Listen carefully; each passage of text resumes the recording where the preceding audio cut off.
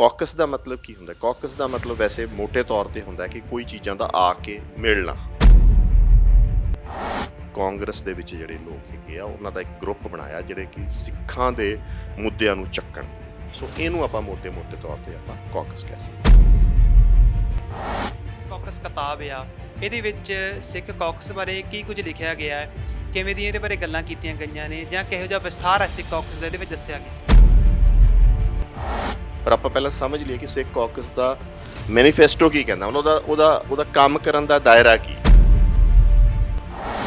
ਜਿਹੜੇ ਅਮਰੀਕਾ ਦੇ ਸਿੱਖਾਂ ਦੇ ਮਸਲੇ ਆ ਉਹ ਉਠਾਉਣ ਵਾਸਤੇ ਉਹ ਕੌਕਸ ਬਣਿਆ ਸੀ, ਉਹਦਾ ਦਾਇਰਾ ਇਹ ਸੀ। ਕਿਤਾਬ ਦੇ ਵਿੱਚ ਜੀ ਮੋٹے ਤੌਰ ਤੇ ਉਹਨੇ ਜੋ ਕਿਤਾਬ ਕਹਿ ਲਓ ਜਾਂ ਪ੍ਰੋਪਾਗੈਂਡਾ ਬੁੱਕਸ ਕਹਿ ਲਓ, ਉਹਨੇ ਇੱਕ ਤਰ੍ਹਾਂ ਜਿਹੜੇ ਲੋਕ ਉਹ ਸਿੱਖ ਕੌਕਸ ਨੂੰ ਪ੍ਰਮੋਟ ਕਰਦੇ ਆ ਉਹਨਾਂ ਦੀ ਕਾਰਗੁਜ਼ਾਰੀ ਨੂੰ ਲੈਂਦੇ ਹੋਏ ਉਹਨਾਂ ਦੀ ਇੰਟੈਂਸ਼ਨ ਤੇ ਉਹਨਾਂ ਦੀ ਨੀਅਤ ਦੇ ਉੱਤੇ ਉਹਨੇ ਵਾਰ ਕੀਤਾ। ਹੁਣ ਇਹ ਇਲਜ਼ਾਮ ਲਗਾਉਂਦਾ ਹੈ ਬਹੁਤ ਵੱਡਾ, ਜਿਹੜਾ ਇਹਦਾ ਮੇਨ ਇਲਜ਼ਾਮ ਹੈ ਉਹ ਕਹਿੰਦਾ ਜੀ ਆਰਮੀਨੀਆ ਦਾ ਜਿਹੜਾ ਕੌਕਸ ਹੈਗਾ, ਠੀਕ ਹੈ ਜੀ, ਉਹਨੇ ਜੀ ਆਰਮੀਨੀਅਨ ਜੀਨੋਸਾਈਡ ਨੂੰ ਮਾਨਤਾ ਦਵਾਤੀ ਅਮਰੀਕਾ ਦੇ ਵਿੱਚ, ਹੈ ਸਿੱਖ ਕੌਕਸ ਤੋਂ ਨਹੀਂ ਦਵਾਈ। ਫਿਰ ਵੀ ਚਲੋ ਜੇ ਆਪਾਂ ਬਿਲਕੁਲ ਬਾਇਸ ਹੋ ਕੇ ਉਲਟ ਹੋ ਕੇ ਵੀ ਗੱਲ ਕਰੀਏ ਕੌਕਸ ਵਾਲਿਆਂ ਦੀ, ਆਪਾਂ ਉਹਨਾਂ ਦਾ ਵਿਰੋਧੀ ਹੋ ਕੇ ਵੀ ਗੱਲ ਕਰੀਏ ਤਾਂ ਆਪਾਂ ਇਹ ਕਹਿ ਸਕਦੇ ਹਾਂ ਜੀ ਇਹ ਉਹਨਾਂ ਦੀ ਉਣਤਾਈ ਹੈਗੀ। ਸੋ ਜਿਹੜੀਆਂ ਇਹ ਗੱਲਾਂ ਕਰਦਾ ਨੇ ਹਵਾਈ ਗੱਲਾਂ ਕਰਦਾ, ਇਹ ਰੀਅਲਿਸਟਿਕ ਗਰਾਊਂਡ ਦੇ ਉੱਤੇ ਗੱਲਾਂ ਨਹੀਂ ਕਰਦਾ। ਜੇ ਉਹ ਬੈਨੀਫਿਟ 'ਚ ਜਾ ਰਿਹਾ, ਜੇ ਐਂਡ ਆਬਜੈਕਟਿਵ ਉਹਨਾਂ ਦਾ ਸਹੀ ਆ, ਜੇ ਉਹਨਾਂ ਦੀ ਇੰਟੈਂਸ਼ਨ ਸਹੀ ਆ, ਉਹਨਾਂ ਦੀ ਨੀਅਤ ਸਹੀ ਆ ਉਸ ਪਾਸੇ ਹੈ ਤਾਂ ਉਹ ਠੀਕ ਆ। ਇਸ ਹਿਸਾਬ ਨਾਲ ਤਾਂ ਜੇ ਆਪਾਂ ਇਹਨਾਂ ਦੇ ਪੀਟਰ ਵਾਂਗੂ ਕਿਤਾਬ ਲਿਖਣੀ ਹੋਵੇ ਤਾਂ ਵੀ ਜੱਸਾ ਸਿੰਘ ਆਹਲੂਵਾਲੀਆ ਨੇ ਤਾਂ ਸਭ ਤੋਂ ਵੱਡੀ ਗਲਤ ਗੱਲ ਕੀਤੀ ਸੀ ਕਿ ਦੀਵਾਨ ਕੌੜਾਮਲ ਦੀ ਮਦਦ ਕਰਤੀ ਜਾਂ ਮੀਰ ਮਨੂ ਦੀ ਜਾ ਕੇ ਮਦਦ ਕਰ, ਤਾਂ ਉਹਨਾਂ ਦਾ ਕੌਜ਼ ਨੂੰ ਕੰਟਰੀਬਿਊਟ ਕਰਨ ਦਾ ਕਾਰਨ ਇਹ ਹੈ ਕਿ ਉਹਨਾਂ ਨੂੰ ਕੋਈ ਪਿਆਰ ਹੈ, ਉਹਨਾਂ ਨੂੰ ਲਗਾਅ ਹੈ ਪਛਾਣ ਹੈ ਲੋਕਾਂ ਨਾਲ। ਪਾਪ ਮੰਨਦਾ ਹੈ ਕਿ ਵੀ ਦਸਤਾਰ ਦਾ ਮਸਲਾ ਹੱਲ ਕੀਤਾ, ਕਿਰਪਾਨ ਦਾ ਮਸਲਾ ਹੱਲ ਕੀਤਾ, ਠੀਕ ਹੈ। ਜਿੱਥੇ ਆਪਾਂ ਨੂੰ ਸ਼ੱਕ ਹੁੰਦਾ ਇਸ ਬੰਦੇ ਦੀ ਨੀਅਤ ਤੇ, ਉਹ ਇਹ ਸ਼ੁਰੂ 'ਚ ਹੀ ਇਹ ਮਹਾਰਾਜਾ ਰਣਜੀਤ ਸਿੰਘ ਨੂੰ ਨਿੰਦਣਾ ਸ਼ੁਰੂ ਕਰ ਦਿੰਦਾ। ਇਹਦੇ 4 ਨੰਬਰ ਪੇਜ ਤੇ ਨਾ 2 ਗੱਲਾਂ ਕਹਿੰਦਾ। ਪਹਿਲੀ ਗੱਲ ਤਾਂ ਇਹ ਮਹਾਰਾਜਾ ਰਣਜੀਤ ਸਿੰਘ ਦੀਆਂ ਉਣਤਾਈਆਂ ਆਪਣਾ ਉਹਨਾਂ ਦੇ ਗੁਣ ਨਹੀਂ ਗਿਣਾਉਂਦਾ, ਉਹਨਾਂ ਦੀ ਪੋਜ਼ਿਟਿਵਸ ਨਹੀਂ ਗਿਣਾਉਂਦਾ, ਸਿੱਧਾ ਇੱਕ ਉਹਦੀ ਸੈਂਟਰਲਾਈਜੇਸ਼ਨ ਦੀ ਨੀਤੀ ਤੇ ਹਿੱਟ ਕਰਦਾ ਕਿ ਵੀ ਆਹ ਉਹਦੇ 'ਚ ਬੁਰਾਈ ਸੀ। ਉਹ ਕੱਲਾ ਇੱਕ ਸੰਸਥਾ ਨੂੰ ਨਹੀਂ ਹਿੱਟ ਕਰ ਰਿਹਾ, ਇੱਕ ਗੱਲ ਨੂੰ ਸਮਝੋ ਤੁਸੀਂ, ਉਹ ਕੱਲਾ ਸਿੱਖ ਕੌਕਸ ਨੂੰ ਨਹੀਂ ਹਿੱਟ ਕਰ ਰਿਹਾ, ਉਹ ਅੱਗੇ ਆ ਕੇ ਸਿੱਖ ਸਿਆਸਤ ਨੂੰ ਦੇ ਚੈਨਲ ਨੂੰ ਵੀ ਮਾੜਾ ਕਹਿੰਦਾ। ਉਹ ਅੱਗੇ ਆ ਕੇ ਜਿਹਦੇ ਵਿੱਚ ਖੁਦ ਖਬਰਾਂ ਲਵਾਉਂਦਾ, ਸਿੱਖ ਇੰਟਰਨੈਸ਼ਨਲ ਸੈਂਟਰ ਵਾਲਾ, ਸਿੱਖ ਇਨਫੋਰਮੇਸ਼ਨ ਸੈਂਟਰ ਵਾਲਾ, ਉਸ ਤੋਂ ਬਾਅਦ ਆ ਕੇ ਯੂਨਾਈਟਿਡ ਸਿੱਖਸ ਨੂੰ ਵੀ ਮਾੜਾ ਕਹਿੰਦਾ। ਮਤਲਬ ਉਹ ਇੱਕ ਨੈਰੇਟਿਵ ਸੈੱਟ ਕਰ ਰਿਹਾ ਕਿ ਜਿਹੜਾ ਵੀ ਸਿੱਖ ਹੈਗਾ, ਜਿਹੜੀਆਂ ਵੀ ਸਿੱਖ ਤੁਹਾਡੀਆਂ ਸੰਸਥਾਵਾਂ ਹੈ ਉਹ ਸਾਰੀਆਂ ਗਦਾਰ ਆ। ਦੇਖੋ ਜੀ ਇਹਦਾ ਮੇਨ ਮਕਸਦ ਜੋ ਮੈਂ ਸਮਝਦਾ ਉਹ ਆ ਕਿ ਪਹਿਲੀ ਗੱਲ ਤਾਂ ਇਹਨਾਂ ਨੇ ਤਕਰੀਬਨ ਹਰ ਸਿੱਖ ਜਿਹੜੀ ਜਥੇਬੰਦੀ ਆ, ਹਰ ਸਿੱਖ ਸੰਸਥਾ ਉਹਨੂੰ ਦਾਗੀ ਕਰਤਾ ਹੈ। ਪਰ ਜੇ ਮੈਂ ਬੈਂਸ ਸਾਹਿਬ ਨੂੰ ਸਵਾਲ ਦਾ ਜਵਾਬ ਦੇਣਾ ਤਾਂ ਸਿੱਧਾ ਹੀ ਇਹ ਕਹੂੰਗਾ ਕਿ ਬੈਂਸ ਸਾਹਿਬ ਮਿਸਲ ਕਾਲ ਫੜ ਲਓ। ਆਏ ਚੀਜ਼ਾਂ ਪੜ੍ਹ ਕੇ, ਇਹ ਨੈਰੇਟਿਵਸ ਪੜ੍ਹ ਕੇ ਨਹੀਂ ਜਵਾਬ ਦੇਣੇ ਚਾਹੀਦੇ। ਇਹਨਾਂ ਨੂੰ ਘੱਟੋ ਘੱਟ ਸਿੱਖ ਇਤਿਹਾਸ ਪੜ੍ਹ ਲੈਣ, ਸਿੱਖਾਂ ਦੀ ਗੁਰੂਆਂ ਦੇ ਜੀਵਨ ਪੜ੍ਹ ਲੈਣ, ਫਿਰ ਬੈਠ ਕੇ 5 ਮਿੰਟ ਸੋਚਣ ਕਿ ਇਹ ਜੋ ਉੱਥੇ ਹੋ ਰਿਹਾ ਇਹ ਸਿੱਖੀ ਪਰਸਪੈਕਟਿਵ ਸਾਹਮਣੇ ਸਹੀ ਹੈ। KTV ਚੈਨਲ ਨਾਲ ਬਣੇ ਹੋਏ ਹੋ, ਮੈਂ ਮਨਦੀਪ ਸਿੰਘ ਤੁਹਾਡੇ ਸਾਰਿਆਂ ਦਾ ਸਵਾਗਤ ਕਰਦਾ। ਜਦੋਂ ਕਿਸੇ ਕੌਮ ਨੂੰ ਤੁਸੀਂ ਜ਼ੁਲਮ ਢਾਹ ਕੇ ਖਤਮ ਨਾ ਕਰ ਪਾਓ, ਉਦੋਂ ਫਿਰ ਮਾਹਰ ਇੱਕ ਹੱਲ ਕੱਢਦੇ ਨੇ ਕਿ ਇਸ ਕੌਮ ਨੂੰ ਵਿਚਾਰਧਾਰਕ ਤੌਰ ਤੇ ਖਤਮ ਕਰ ਦਿੱਤਾ ਜਾਵੇ। ਸਿੱਖ ਕੌਮ ਦੇ ਨਾਲ ਵੀ ਬਿਲਕੁਲ ਅਜਿਹਾ ਹੀ ਹੋਇਆ ਕਿ ਬੜੇ ਰਾਜੇ ਆਏ, ਬੜਿਆਂ ਨੇ ਜ਼ੁਲਮ ਕੀਤਾ ਇਸ ਕੌਮ ਦੇ ਉੱਤੇ, ਸਿਰਾਂ ਦੇ ਮੁੱਲ ਲਾਏ ਗਏ ਨੇ ਇਸ ਕੌਮ ਦੇ, ਪਰ ਇਹ ਕੌਮ ਕਦੇ ਖਤਮ ਨਹੀਂ ਹੋਈ, ਦੂਣ ਸਵਾਈ ਹੋ ਕੇ ਉੱਠਦੀ ਰਹੀ ਹੈ। ਪਰ ਜਦੋਂ ਦਾ ਇਸ ਕੌਮ ਦੇ ਉੱਤੇ ਵਿਚਾਰਧਾਰਕ ਤੌਰ ਤੇ ਵਾਰ ਹੋਣ ਲੱਗੇ ਨੇ ਤਾਂ ਲੱਗਦਾ ਹੈ ਕਿ ਸ਼ਾਇਦ ਇਸ ਕੌਮ ਦੀ ਹੋਂਦ ਉੱਤੇ ਖਤਰਾ ਮੰਡਰਾ ਰਿਹਾ ਹੈ। ਹੁਣ ਗੱਲਬਾਤ ਕਰਨ ਲੱਗੇ ਹਾਂ ਪੀਟਰ ਫੈਡਰਿਕ ਦੀ ਲਿਖੀ ਹੋਈ ਕਿਤਾਬ ਸਿੱਖ ਕੌਕਸ ਦੇ ਬਾਰੇ। ਉਸ ਕਿਤਾਬ ਨੂੰ ਲੈ ਕੇ ਵੀ ਇਹ ਚਰਚਾ ਛਿੜੀ ਹੋਈ ਹੈ ਕਿ ਸਿੱਖਾਂ ਦੇ ਉੱਤੇ ਇੱਕ ਵਿਚਾਰਧਾਰਕ ਹਮਲਾ ਹੈ। ਜਿਹੜੀਆਂ ਸੰਸਥਾਵਾਂ ਸਿੱਖੀ ਵਾਸਤੇ ਕੰਮ ਕਰਦੀਆਂ ਨੇ ਉਹਨਾਂ ਉੱਤੇ ਇਹ ਕਿਤਾਬ ਹਮਲਾ ਕਰ ਰਹੀ ਹੈ। ਇਹਨਾਂ ਸਭ ਗੱਲਾਂ ਉੱਤੇ ਵਿਚਾਰ ਚਰਚਾ ਕਰਨ ਦੇ ਲਈ ਅੱਜ ਸਾਡੇ ਨਾਲ ਜੁੜੇ ਨੇ ਅਜੇਪਾਲ ਸਿੰਘ ਬਰਾੜ ਜੀ, ਬੜੀ ਡੂੰਘੀ ਸਮਝ ਰੱਖਦੇ ਨੇ ਇਸ ਵਿਸ਼ੇ ਦੇ ਉੱਤੇ। ਉਹਨਾਂ ਦੇ ਨਾਲ ਇਸ ਗੱਲ ਬਾਰੇ ਚਰਚਾ ਕਰਦੇ ਹਾਂ।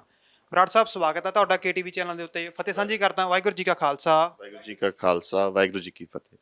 ਬਰਾੜ ਸਾਹਿਬ, ਜਿਹੜੀ ਕਿਤਾਬ ਆ ਪੀਟਰ ਫੈਡਰਿਕ ਦੀ ਲਿਖੀ ਹੋਈ ਸਿੱਖ ਕੌਕਸ, ਸਭ ਤੋਂ ਪਹਿਲਾਂ ਤਾਂ ਇਹ ਸਮਝਣਾ ਚਾਹਾਂਗੇ ਕਿ ਇਹ ਕਿਤਾਬ ਕਿਸ ਵਿਸ਼ੇ ਨੂੰ ਲੈ ਕੇ ਲਿਖੀ ਗਈ ਹੈ। ਆਏ ਹੈ ਜੀ ਕਿ USA ਦੇ ਵਿੱਚ ਤੁਸੀਂ ਜੇ ਕਿਸੇ ਵੀ ਆਪਦੇ ਵਿਊ ਪੁਆਇੰਟ ਨੂੰ ਅੱਗੇ ਰੱਖਣਾ ਹੋਵੇ, ਉਹਨੂੰ ਬਹੁਤ ਉੱਚੇ ਲੈਵਲ ਤੇ ਲਿਜਾਣਾ ਹੋਵੇ, ਕਿਸੇ ਵੀ ਪੱਖ ਦਾ, ਜਿਵੇਂ ਸਮਝੋ ਵੀ ਤੁਸੀਂ ਸਾਈਕਲਿਸਟ ਹੈਗੇ ਹੋ ਹਨਾ, ਤੁਸੀਂ ਚਾਹੁੰਦੇ ਹੋ ਵੀ ਸਾਈਕਲਿਸਟ ਵਾਸਤੇ ਕੁਝ ਹੋਵੇ, ਉੱਥੋਂ ਲੈ ਕੇ ਤੁਸੀਂ ਚਾਹੁੰਦੇ ਹੋ ਵੀ ਕੋਈ ਜਿਵੇਂ ਨਿਊਕਲੀਅਰ ਬੋਮਬਸ ਨਾ ਹੋਣ ਧਰਤੀ ਤੇ, ਮਤਲਬ ਕਿਸੇ ਜਿਹੜਾ ਵੀ ਮੁੱਦਾ ਤੁਹਾਡੇ ਦਿਲ ਦੇ ਨੇੜੇ ਆ, ਜਾਂ ਤੁਸੀਂ ਸਮਝਦੇ ਹੋ ਕਿ ਇਹ ਮੁੱਦੇ ਨੂੰ ਉਠਾਇਆ ਜਾਣਾ ਚਾਹੀਦਾ, ਇਹਦੇ ਬਾਰੇ ਹੋਰ ਗੱਲ ਹੋਣੀ ਚਾਹੀਦੀ ਆ, ਤਾਂ ਤੁਸੀਂ ਉੱਥੋਂ ਦੇ ਜਿਹੜੇ ਚੁਣੇ ਹੋਏ ਨੁਮਾਇੰਦੇ ਹੈਗੇ ਆ, ਉਹਨਾਂ ਨੂੰ ਆਪਦੀ ਲੌਬਿੰਗ ਕਰਨ ਵਾਸਤੇ ਕਹਿ ਸਕਦੇ ਹੋ, ਉਹਨਾਂ ਨੂੰ ਕਹਿ ਸਕਦੇ ਹੋ ਕਿ ਸਾਡੇ ਮੁੱਦਿਆਂ ਨੂੰ ਉਠਾਓ। ਤੇ ਉੱਥੇ ਇਹ ਕੋਈ ਆਏ ਨਹੀਂਗਾ ਕਿ ਕੋਈ ਗੈਰ ਕਾਨੂੰਨੀ ਹੈ ਜਾਂ ਕੁਛ ਆ, ਉਹਨਾਂ ਲੋਕਾਂ ਨੂੰ ਮਿਲ ਕੇ ਤੁਸੀਂ ਉਹਨਾਂ ਨੂੰ ਕਹਿ ਸਕਦੇ ਹੋ ਕਿ ਵੀ ਸਾਡੇ ਜਿਹੜੇ ਵੀ ਕੋਈ ਮੁੱਦੇ ਆ, ਜਿਹੜੇ ਸਾਨੂੰ ਜ਼ਰੂਰੀ ਮੁੱਦੇ ਆ ਹੈ, ਉਹ ਉਠਾਓ। ਤੁਸੀਂ ਸਾਈਕਲਿਸਟ ਹੋ ਸਕਦੇ ਹੋ, ਕੱਲ੍ਹ ਨੂੰ ਕੈਰਮ ਬੋਰਡ ਦੇ ਪਲੇਅਰਸ ਵੀ ਹੋ ਸਕਦੇ ਹੋ, ਤੇ ਕਿਸੇ ਕੌਮ ਨੂੰ ਰਿਪਰੈਜ਼ੈਂਟ ਕਰਦੇ ਵੀ ਹੋ ਸਕਦੇ ਹੋ, ਕੋਈ ਇਨਵਾਇਰਮੈਂਟ ਨੂੰ ਰਿਪਰੈਜ਼ੈਂਟ ਕਰਦੇ ਵੀ ਹੋ ਸਕਦੇ ਹੋ। ਤੁਸੀਂ ਉਹਨਾਂ ਨੂੰ ਉਹਦੇ ਆਪਦੇ ਵਿਚਾਰਾਂ ਨਾਲ ਜਾਣੂ ਕਰਵਾਓ, ਤੇ ਉਹਨਾਂ ਨੂੰ ਉਹ ਮੁੱਦੇ ਉਠਾਉਣ ਵਾਸਤੇ ਗੱਲ ਕਰ ਸਕਦੇ ਹੋ, ਤਾਂ ਕਿ ਜਦੋਂ ਉਹਨਾਂ ਬਾਰੇ ਕੋਈ ਕਾਨੂੰਨ ਬਣੇ ਜਾਂ ਉਹਦੇ ਮਦਦ ਦੀ ਲੋੜ ਹੋਵੇ ਕੰਟਰੀ ਦੇ ਵਿੱਚ, ਤੇ ਉਦੋਂ ਇਹ ਕੀਤਾ ਜਾ ਸਕੇ। ਇਸੇ ਤਰੀਕੇ ਨਾਲ ਜਿਹੜਾ ਹੈਗਾ ਸਿੱਖ, ਜਦੋਂ ਉਹਨਾਂ 'ਤੇ ਇੱਥੇ ਟਰਾਮਾ ਹੋਇਆ ਜਾਂ 84 'ਚ ਹੋਇਆ, ਜਾਂ ਉੱਥੇ ਜਾ ਕੇ ਵੱਡੀ ਤਾਦਾਦ 'ਚ ਵਸੇ, ਤਾਂ ਉੱਥੇ ਸਰਦਾਰ ਗੁਰਮੀਤ ਸਿੰਘ ਔਲਖ ਹੁੰਦੇ ਸੀ, ਉਹਨਾਂ ਨੇ ਜਿਹੜੇ ਸੈਨੇਟਰ ਸੀਗੇ ਹੋਰ ਸੀ, ਉਹਨਾਂ ਨਾਲ ਇੱਕ ਲੌਬਿੰਗ ਸ਼ੁਰੂ ਕੀਤੀ, ਜਾ ਕੇ ਉਹਨਾਂ ਨੂੰ ਕਹਿਣਾ ਸ਼ੁਰੂ ਕੀਤਾ। ਪਰ ਇਹ ਜਿਹੜੇ ਸੈਨੇਟਰਸ ਹੈਗੇ ਆ ਜੀ, ਇਹ ਜਦੋਂ ਲੌਬਿੰਗ ਕਰਦੇ ਆ, ਤਾਂ ਇਹ ਇਕੱਲੀ ਸਿੰਪਲੀ ਐਂ ਲੌਬਿੰਗ ਨਹੀਂ ਕਰਦੇ ਕਿ ਤੁਹਾਡੇ ਵਿਚਾਰਾਂ ਨਾਲ ਸਹਿਮਤ ਆ, ਇਹਨਾਂ ਨੂੰ ਤੁਹਾਨੂੰ ਕੁਝ ਫੈਸਿਲਿਟੀਜ਼ ਦੇਣੀਆਂ ਪੈਂਦੀਆਂ, ਤੁਹਾਨੂੰ ਪ੍ਰਮੋਟ ਕਰਨਾ ਪੈਂਦਾ, ਤਾਂ ਇੱਕ ਉਹਦੇ ਵਾਸਤੇ ਵੀ ਫਰਦਰ ਉਹਨਾਂ ਦੇ ਪ੍ਰੋਵੀਜ਼ਨ ਹੈਗੀ ਆ USA ਦੇ ਵਿੱਚ, ਉਹਨੂੰ ਕਹਿੰਦੇ ਆ ਕੌਕਸ। ਕੌਕਸ ਦਾ ਮਤਲਬ ਕੀ ਹੁੰਦਾ? ਕੌਕਸ ਦਾ ਮਤਲਬ ਵੈਸੇ ਮੋਟੇ ਤੌਰ ਤੇ ਹੁੰਦਾ ਕਿ ਕੋਈ ਚੀਜ਼ਾਂ ਦਾ ਆ ਕੇ ਮਿਲਣਾ, ਜਿਵੇਂ ਕਾਕੇਸ਼ੀਅਨ ਮਾਊਂਟੇਨਸ ਆ, ਮਾਊਂਟੇਨ ਰੇਂਜਸ ਉੱਥੇ ਆ ਕੇ ਮਿਲਦੀਆਂ।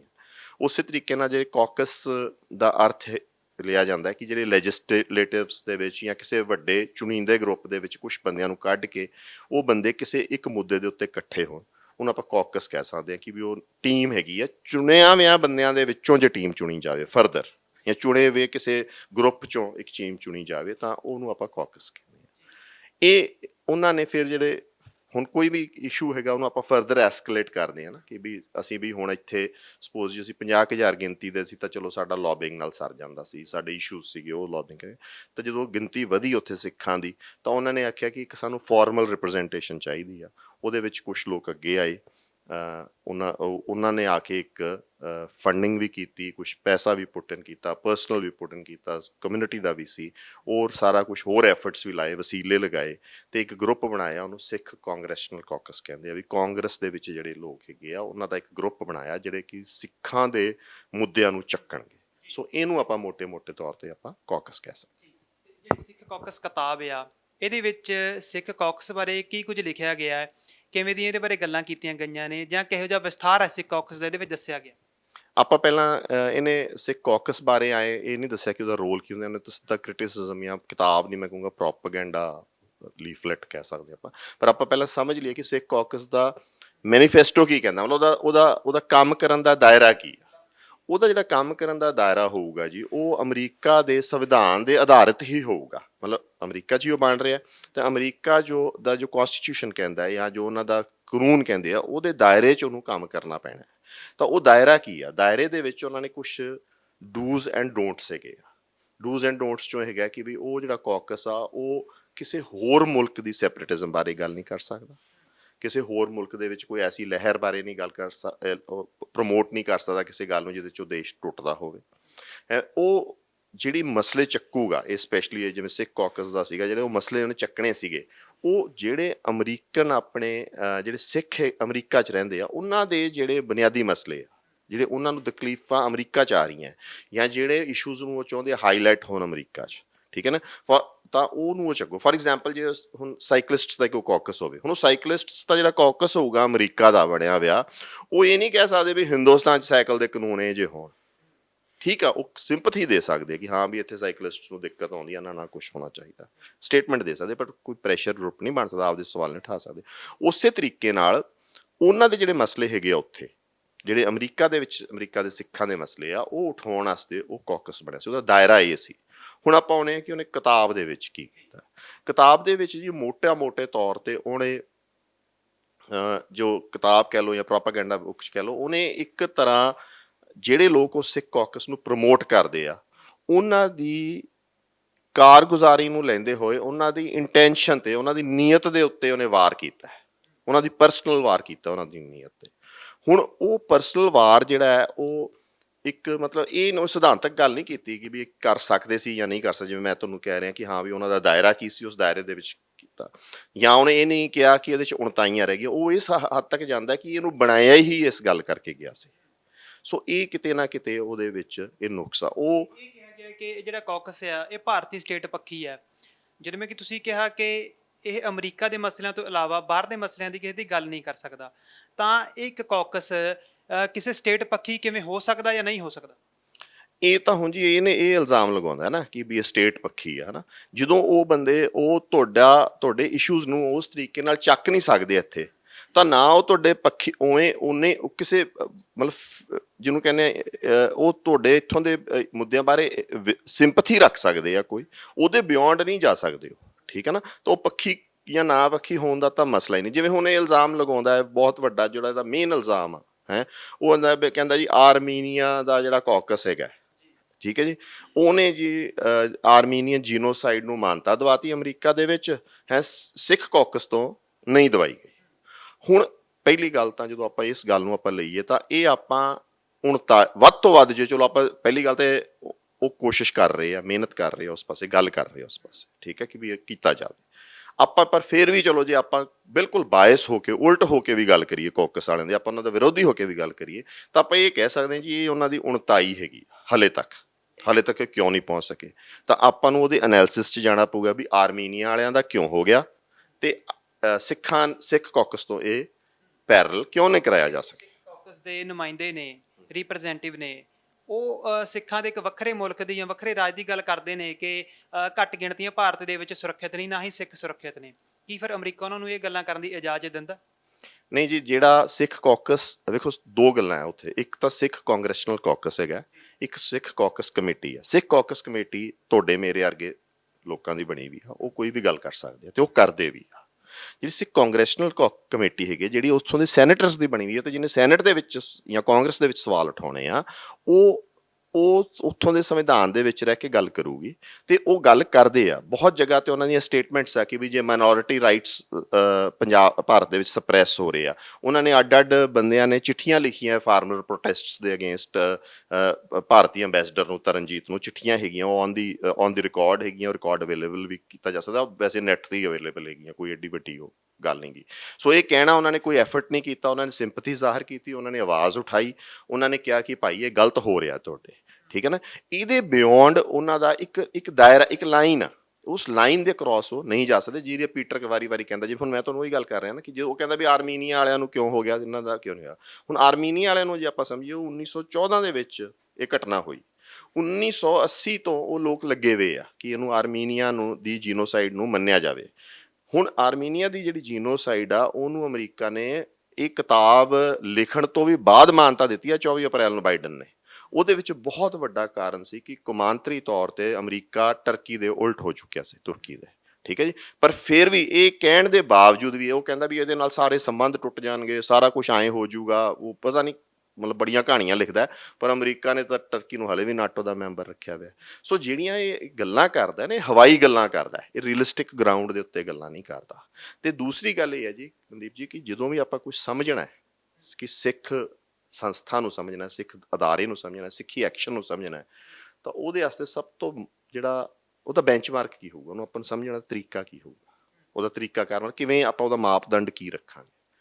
ਆਪਾਂ ਉਹਦਾ ਮਾਪਦੰਡ ਜਦੋਂ ਵੀ ਰੱਖਾਂਗੇ ਤਾਂ ਸਿੱਖ ਹੋਣ ਦੇ ਨਾਤੇ ਆਪਾਂ ਉਹਦਾ ਮਾਪਦੰਡ ਗੁਰਬਾਣੀ ਤੋਂ ਵੇਖਾਂਗੇ, ਸੇਧ ਲਵਾਂਗੇ, ਗੁਰੂਆਂ ਦੇ ਜੀਵਨ ਤੋਂ ਸੇਧ ਲਵਾਂਗੇ।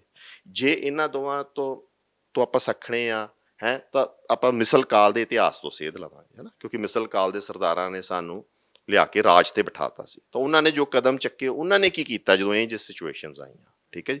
ਹੁਣ ਇਹਦੇ ਵਿੱਚ ਇੱਕ ਬਹੁਤ ਵੱਡਾ ਉਹ ਸਵਾਲ ਚੱਕਦਾ ਹੈ ਕਿ ਵੀ ਐਮੀ ਬੈਰਾ ਨੂੰ ਦੀ ਮਦਦ ਕੀਤੀ, ਠੀਕ ਹੈ ਜੀ। ਹੁਣ ਮੈਂ ਪੁੱਛਣਾ ਚਾਹੁੰਦਾ ਕਿ ਜੇ ਆਪਾਂ ਮਿਸਲ ਕਾਲ ਦੇ ਵਿੱਚ ਵਾਪਸ ਜਾਈਏ, ਠੀਕ ਹੈ, ਜਿਹੜਾ ਸਿੱਖ ਇਤਿਹਾਸ ਨੂੰ ਜਾਣੂ ਆ, ਤੇ ਇੱਕ ਕਰੈਕਟਰ ਹੋਇਆ, ਇੱਕ ਨਾਇਕ ਹੋਇਆ ਸਿੱਖਾਂ ਦੇ, ਨਾਇਕ ਕਹਿ ਲਓ ਜਾਂ ਸਿੱਖਾਂ ਦੇ ਹਮਦਰਦ ਕਹਿ ਲਓ, ਹੈ ਦੀਵਾਨ ਕੌੜਾ ਮੱਲ। ਐਮੀ ਬੈਰਾ ਤਾਂ ਪਤਾ ਨਹੀਂ ਮੋਦੀ ਨਾਲ ਕੋਈ ਰਿਲੇਸ਼ਨ ਰੱਖਦਾ ਕਿ ਨਹੀਂ ਰੱਖਦਾ, ਦੀਵਾਨ ਕੌੜਾ ਮੱਲ ਤਾਂ ਮੀਰ ਮਨੂ ਦੇ ਬਹੁਤ ਹੀ ਚਹੇਤੇ ਦੀਵਾਨ ਸੀਗੇ, ਉਹਨਾਂ ਦੀ ਖਾਸ ਆਦਮੀ ਸੀ। ਠੀਕ ਹੈ, ਉਹਨਾਂ ਨੇ ਸਿੱਖਾਂ ਨੂੰ ਇਹ ਗੱਲ ਆਖੀ ਵੀ ਤੁਸੀਂ ਮੀਰ ਮਨੂ ਦੀ ਮਦਦ ਕਰੋ, ਆਪਦੀ ਮਦਦ ਵੀ ਨਹੀਂ ਮੰਗੀ। ਤੇ ਉਹਦੇ ਉੱਤੇ ਨਾ ਜੀ ਬਹੁਤ ਸੋਹਣਾ ਇੱਕ ਡਿਬੇਟ ਆ, ਬਹੁਤ ਸੋਹਣਾ ਜਿਹੜੀ ਆਹਲੂਵਾਲੀਆ ਆ ਫੈਮਿਲੀ ਦੀ ਜਿਹੜੀ ਹਿਸਟਰੀ ਲਿਖੀ ਆ, ਉਹਦੇ ਵਿੱਚ ਉਹ ਜਿਹੜਾ ਇਤਿਹਾਸਕਾਰ ਆ ਉਹ ਬਹੁਤ ਸੋਹਣਾ ਇੱਕ ਉਹਦੇ ਤੇ ਡਿਬੇਟ ਕਹਿ ਲਓ ਜਾਂ ਬਹਿਸ ਲਿਖਦਾ ਹੈ ਕਿ ਵੀ ਕੁਝ ਸਿੱਖ ਸਰਦਾਰਾਂ ਨੇ ਉਹਨੂੰ ਅਪੋਜ਼ ਕੀਤਾ, ਕੁਛ ਨੇ ਕਿਹਾ ਕਰੋ। ਤਾਂ ਉਹਦੇ ਉੱਤੇ ਜੇ ਸੇਧ ਲੈਣੀ ਹੋਵੇ ਨਾ ਕੌਮ ਨੇ ਕਿ ਵੀ ਕਿਉਂ ਮਦਦ ਕੀਤੀ, ਸਿੱਖਾਂ ਨੇ ਮੀਰ ਮਨੂ ਦੀ ਮਦਦ ਕੀਤੀ ਉੱਥੇ ਜਾ ਕੇ।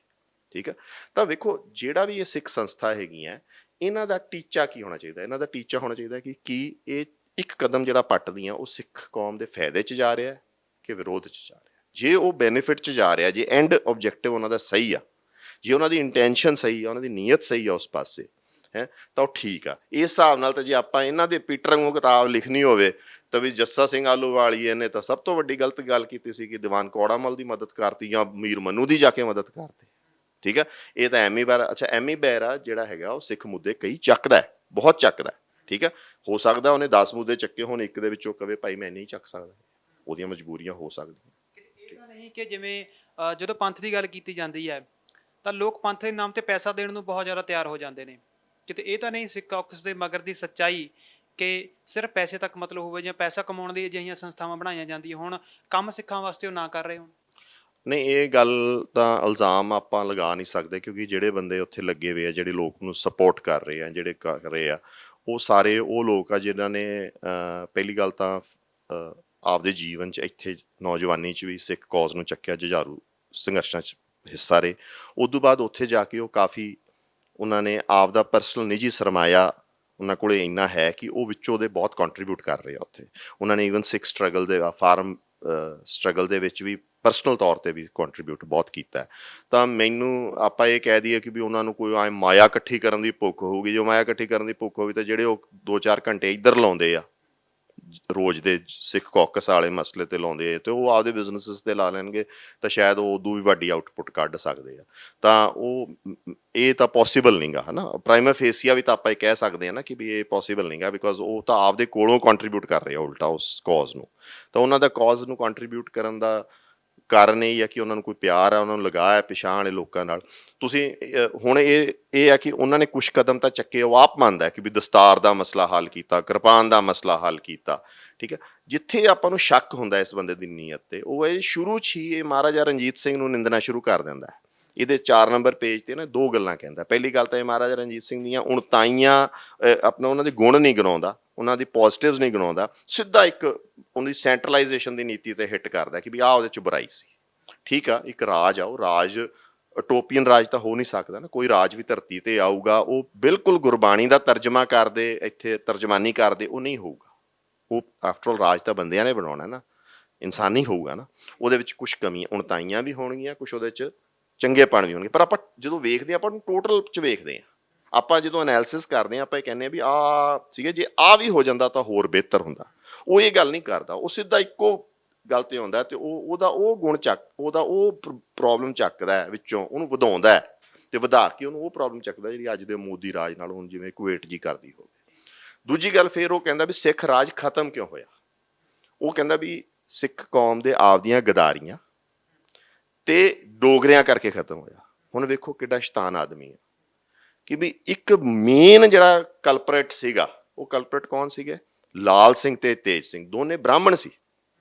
ਇਹ ਨਾ ਇਹਨੂੰ ਆਪਾਂ ਸਿਨ ਆਫ ਓਮਿਸ਼ਨ ਕਹਿੰਦੇ ਹਾਂ। ਜਿਵੇਂ ਮਹਾਭਾਰਤ ਦੇ ਯੁੱਧ ਦੇ ਵਿੱਚ ਅਸ਼ਵਥਾਮਾ ਮਰ ਗਿਆ, ਯੁਧਿਸ਼ਟਰ ਨੇ ਬੋਲਿਆ ਜਾ ਕੇ ਦਰੋਣਾਚਾਰਿਆ ਕੋਲੇ ਕਿ ਦਰੋਣਾਚਾਰਿਆ ਨੇ ਕਿਹਾ ਵੀ ਯੁਧਿਸ਼ਟਰ ਜੇ ਕਹਿ ਦਿਓ ਸੱਚ ਬੋਲਦਾ ਉਹਦੀ ਮੈਂ ਸੁਣ ਲੂੰਗਾ, ਕਿਉਂਕਿ ਦਰੋਣਾਚਾਰਿਆ ਕਾਬੂ ਨਹੀਂ ਆ ਰਿਹਾ ਸੀ ਉਹਨਾਂ ਤੋਂ।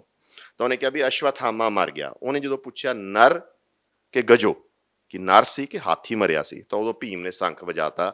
ਤਾਂ ਉਹਨੇ ਇਹਨੂੰ ਆਪਾਂ ਸਿਨ ਆਫ ਓਮਿਸ਼ਨ ਕਹਿੰਦੇ ਹਾਂ ਕਿ ਕਿਸੇ ਇੱਕ ਚੀਜ਼ ਨੂੰ ਲੁਕੋ ਲਓ।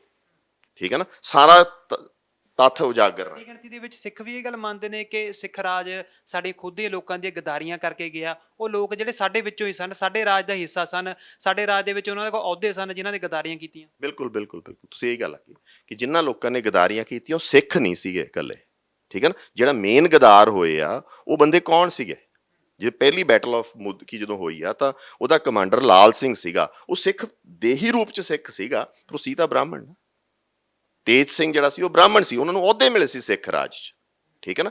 ਇਹ ਗੱਲ ਉਹ ਕਲੈਰੀਫਾਈ ਉਹਨੂੰ ਕਰਨਾ ਚਾਹੀਦਾ ਹੈ ਕਿ ਵੀ ਜਿਹੜੀਆਂ ਤਾਂ ਉਹ ਬਿਲਕੁਲ ਇਮਿਟ ਕਰ ਜਾਂਦਾ ਹੈ। ਤਾਂ ਉਹਦਾ ਆਬਜੈਕਟਿਵ ਕੀ ਆ? ਉਹਦਾ ਆਬਜੈਕਟਿਵ ਇਹ ਆ ਕਿ ਸ਼ੁਰੂ ਤੋਂ ਹੀ ਮੈਂ ਐਸਾ ਨੈਰੇਟਿਵ ਸੈੱਟ ਕਰਦਾ ਕਿ ਸਿੱਖ ਆਪ ਹੀ ਗਦਾਰ ਹੈਗੇ ਆ। ਉਹ ਕੱਲਾ ਇੱਕ ਸੰਸਥਾ ਨੂੰ ਨਹੀਂ ਹਿੱਟ ਕਰ ਰਿਹਾ, ਇੱਕ ਗੱਲ ਨੂੰ ਸਮਝੋ ਤੁਸੀਂ, ਉਹ ਕੱਲਾ ਸਿੱਖ ਕੌਕਸ ਨੂੰ ਨਹੀਂ ਹਿੱਟ ਕਰ ਰਿਹਾ, ਉਹ ਅੱਗੇ ਆ ਕੇ ਸਿੱਖ ਸਿਆਸਤ ਨੂੰ ਦੇ ਚੈਨਲ ਨੂੰ ਵੀ ਮਾੜਾ ਕਹਿੰਦਾ ਹੈ। ਉਹ ਅੱਗੇ ਆ ਕੇ ਜਿਹਦੇ ਵਿੱਚ ਉਹ ਖੁਦ ਖਬਰਾਂ ਲਵਾਉਂਦਾ, ਸਿੱਖ ਇੰਟਰਨੈਸ਼ਨਲ ਸੈਂਟਰ ਵਾਲਾ, ਸਿੱਖ ਇਨਫੋਰਮੇਸ਼ਨ ਸੈਂਟਰ ਵਾਲਾ, ਉਸ ਤੋਂ ਬਾਅਦ ਆ ਕੇ ਯੂਨਾਈਟਿਡ ਸਿੱਖਸ ਨੂੰ ਵੀ ਮਾੜਾ ਕਹਿੰਦਾ। ਮਤਲਬ ਉਹ ਇੱਕ ਨੈਰੇਟਿਵ ਸੈੱਟ ਕਰ ਰਿਹਾ ਹੈ ਕਿ ਜਿਹੜਾ ਵੀ ਸਿੱਖ ਹੈਗਾ, ਜਿਹੜੀਆਂ ਵੀ ਸਿੱਖ ਤੁਹਾਡੀਆਂ ਸੰਸਥਾਵਾਂ ਹੈ, ਉਹ ਸਾਰੀਆਂ ਗਦਾਰ ਆ, ਉਹ ਪ੍ਰੋਬਲਮ। ਅਤੇ ਐਂਡ 'ਚ ਜਿਹੜੇ ਰਾਜਵਿੰਦਰ ਸਿੰਘ ਬੈਂਸ ਹੋਰਿਆਂ ਨੇ ਉਹਦਾ CEO ਫੋਰਵਰਡ ਤੇ ਪਤਾ ਨਹੀਂ ਉਹ ਬਲਰਬ ਕਿਵੇਂ ਲਿਖਿਆ ਗਿਆ, ਪਰ ਚਲੋ ਆਪਾਂ ਉਸ ਗੱਲ ਨੂੰ ਨਹੀਂ ਜਾਂਦੇ, ਆਪਾਂ ਉਹਦੇ ਕੰਟੈਂਟ 'ਚ ਜਾਂਦੇ ਹਾਂ। ਜਿਹੜੀ ਗੱਲ ਉਹ ਲਿਖਦੇ ਆ ਬੈਂਸ ਸਾਹਿਬ, ਉਹ ਕਹਿੰਦੇ ਆ ਕਿ ਵੀ ਇਹ ਜਿਹੜਾ ਵੀ ਬੰਦਾ ਇਹ ਜੀ ਕੁਛ ਕਰਦਾ ਜਾਂ ਆਵਾਜ਼ ਉਠਾਉਂਦਾ ਉਸ ਏਜੰਸੀਜ਼ ਦਾ ਹੁੰਦਾ। ਤੇ ਬੈਂਸ ਸਾਹਿਬ ਨੂੰ ਆਪਾਂ ਪੁੱਛੀ, ਉਹਨਾਂ ਦੇ ਤਾਂ ਆਪਦੇ ਪਿਤਾ ਜੀ, ਕੀ ਉਹਨਾਂ ਦੇ ਘਰ 'ਚ ਵੀ ਉਹ ਏਜੰਸੀਆਂ ਦੇ ਬੰਦੇ ਸੀ?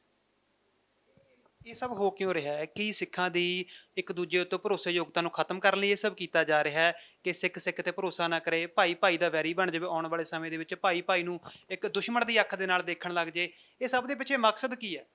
ਦੇਖੋ ਜੀ, ਇਹਦਾ ਮੇਨ ਮਕਸਦ ਜੋ ਮੈਂ ਸਮਝਦਾ ਉਹ ਆ ਕਿ ਪਹਿਲੀ ਗੱਲ ਤਾਂ ਇਹਨਾਂ ਨੇ ਤਕਰੀਬਨ ਹਰ ਸਿੱਖ ਜਿਹੜੀ ਜਥੇਬੰਦੀ ਆ, ਹਰ ਸਿੱਖ ਸੰਸਥਾ ਉਹਨੂੰ ਦਾਗੀ ਕਰਤਾ ਹੈ ਸਿੱਖਾਂ ਦੇ ਆਪ ਦੀ ਨਿਗਾਹ 'ਚ।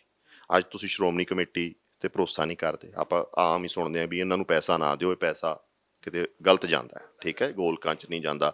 ਇਹ ਵੀ ਕੈਂਪੇਨਸ ਚੱਲੀਆਂ ਕਿ ਵੀ ਆਪ ਹੀ ਦੇ ਦਿਓ ਭਾਈ, ਹੈ ਆਪ ਹੀ ਦਾਨ ਕਰ ਦਿਓ। ਵੀ ਹੁਣ ਸੰਸਥਾਵਾਂ ਨੂੰ ਤਾਂ ਨਹੀਂ ਨਾ ਤੁਸੀਂ ਡਿਸਟਰੋਏ ਕਰ ਸਕਦੇ, ਨਹੀਂ ਕੈਂਪੇਨ ਚੱਲਣੀ ਚਾਹੀਦੀ ਸੀ ਕਿ ਵੀ ਇਹਨੂੰ ਸਹੀ ਕਿਵੇਂ ਕਰੋ, ਇਹ ਸੰਸਥਾ ਨੂੰ ਬੈਟਰ ਕਿਵੇਂ ਕਰੋ, ਨਾ ਕਿ ਵੀ ਇਹਦੇ ਤੋਂ ਇਹਨੂੰ ਸੱਖਣੀ ਕਰ ਦਿਓ, ਠੀਕ ਹੈ ਜੀ।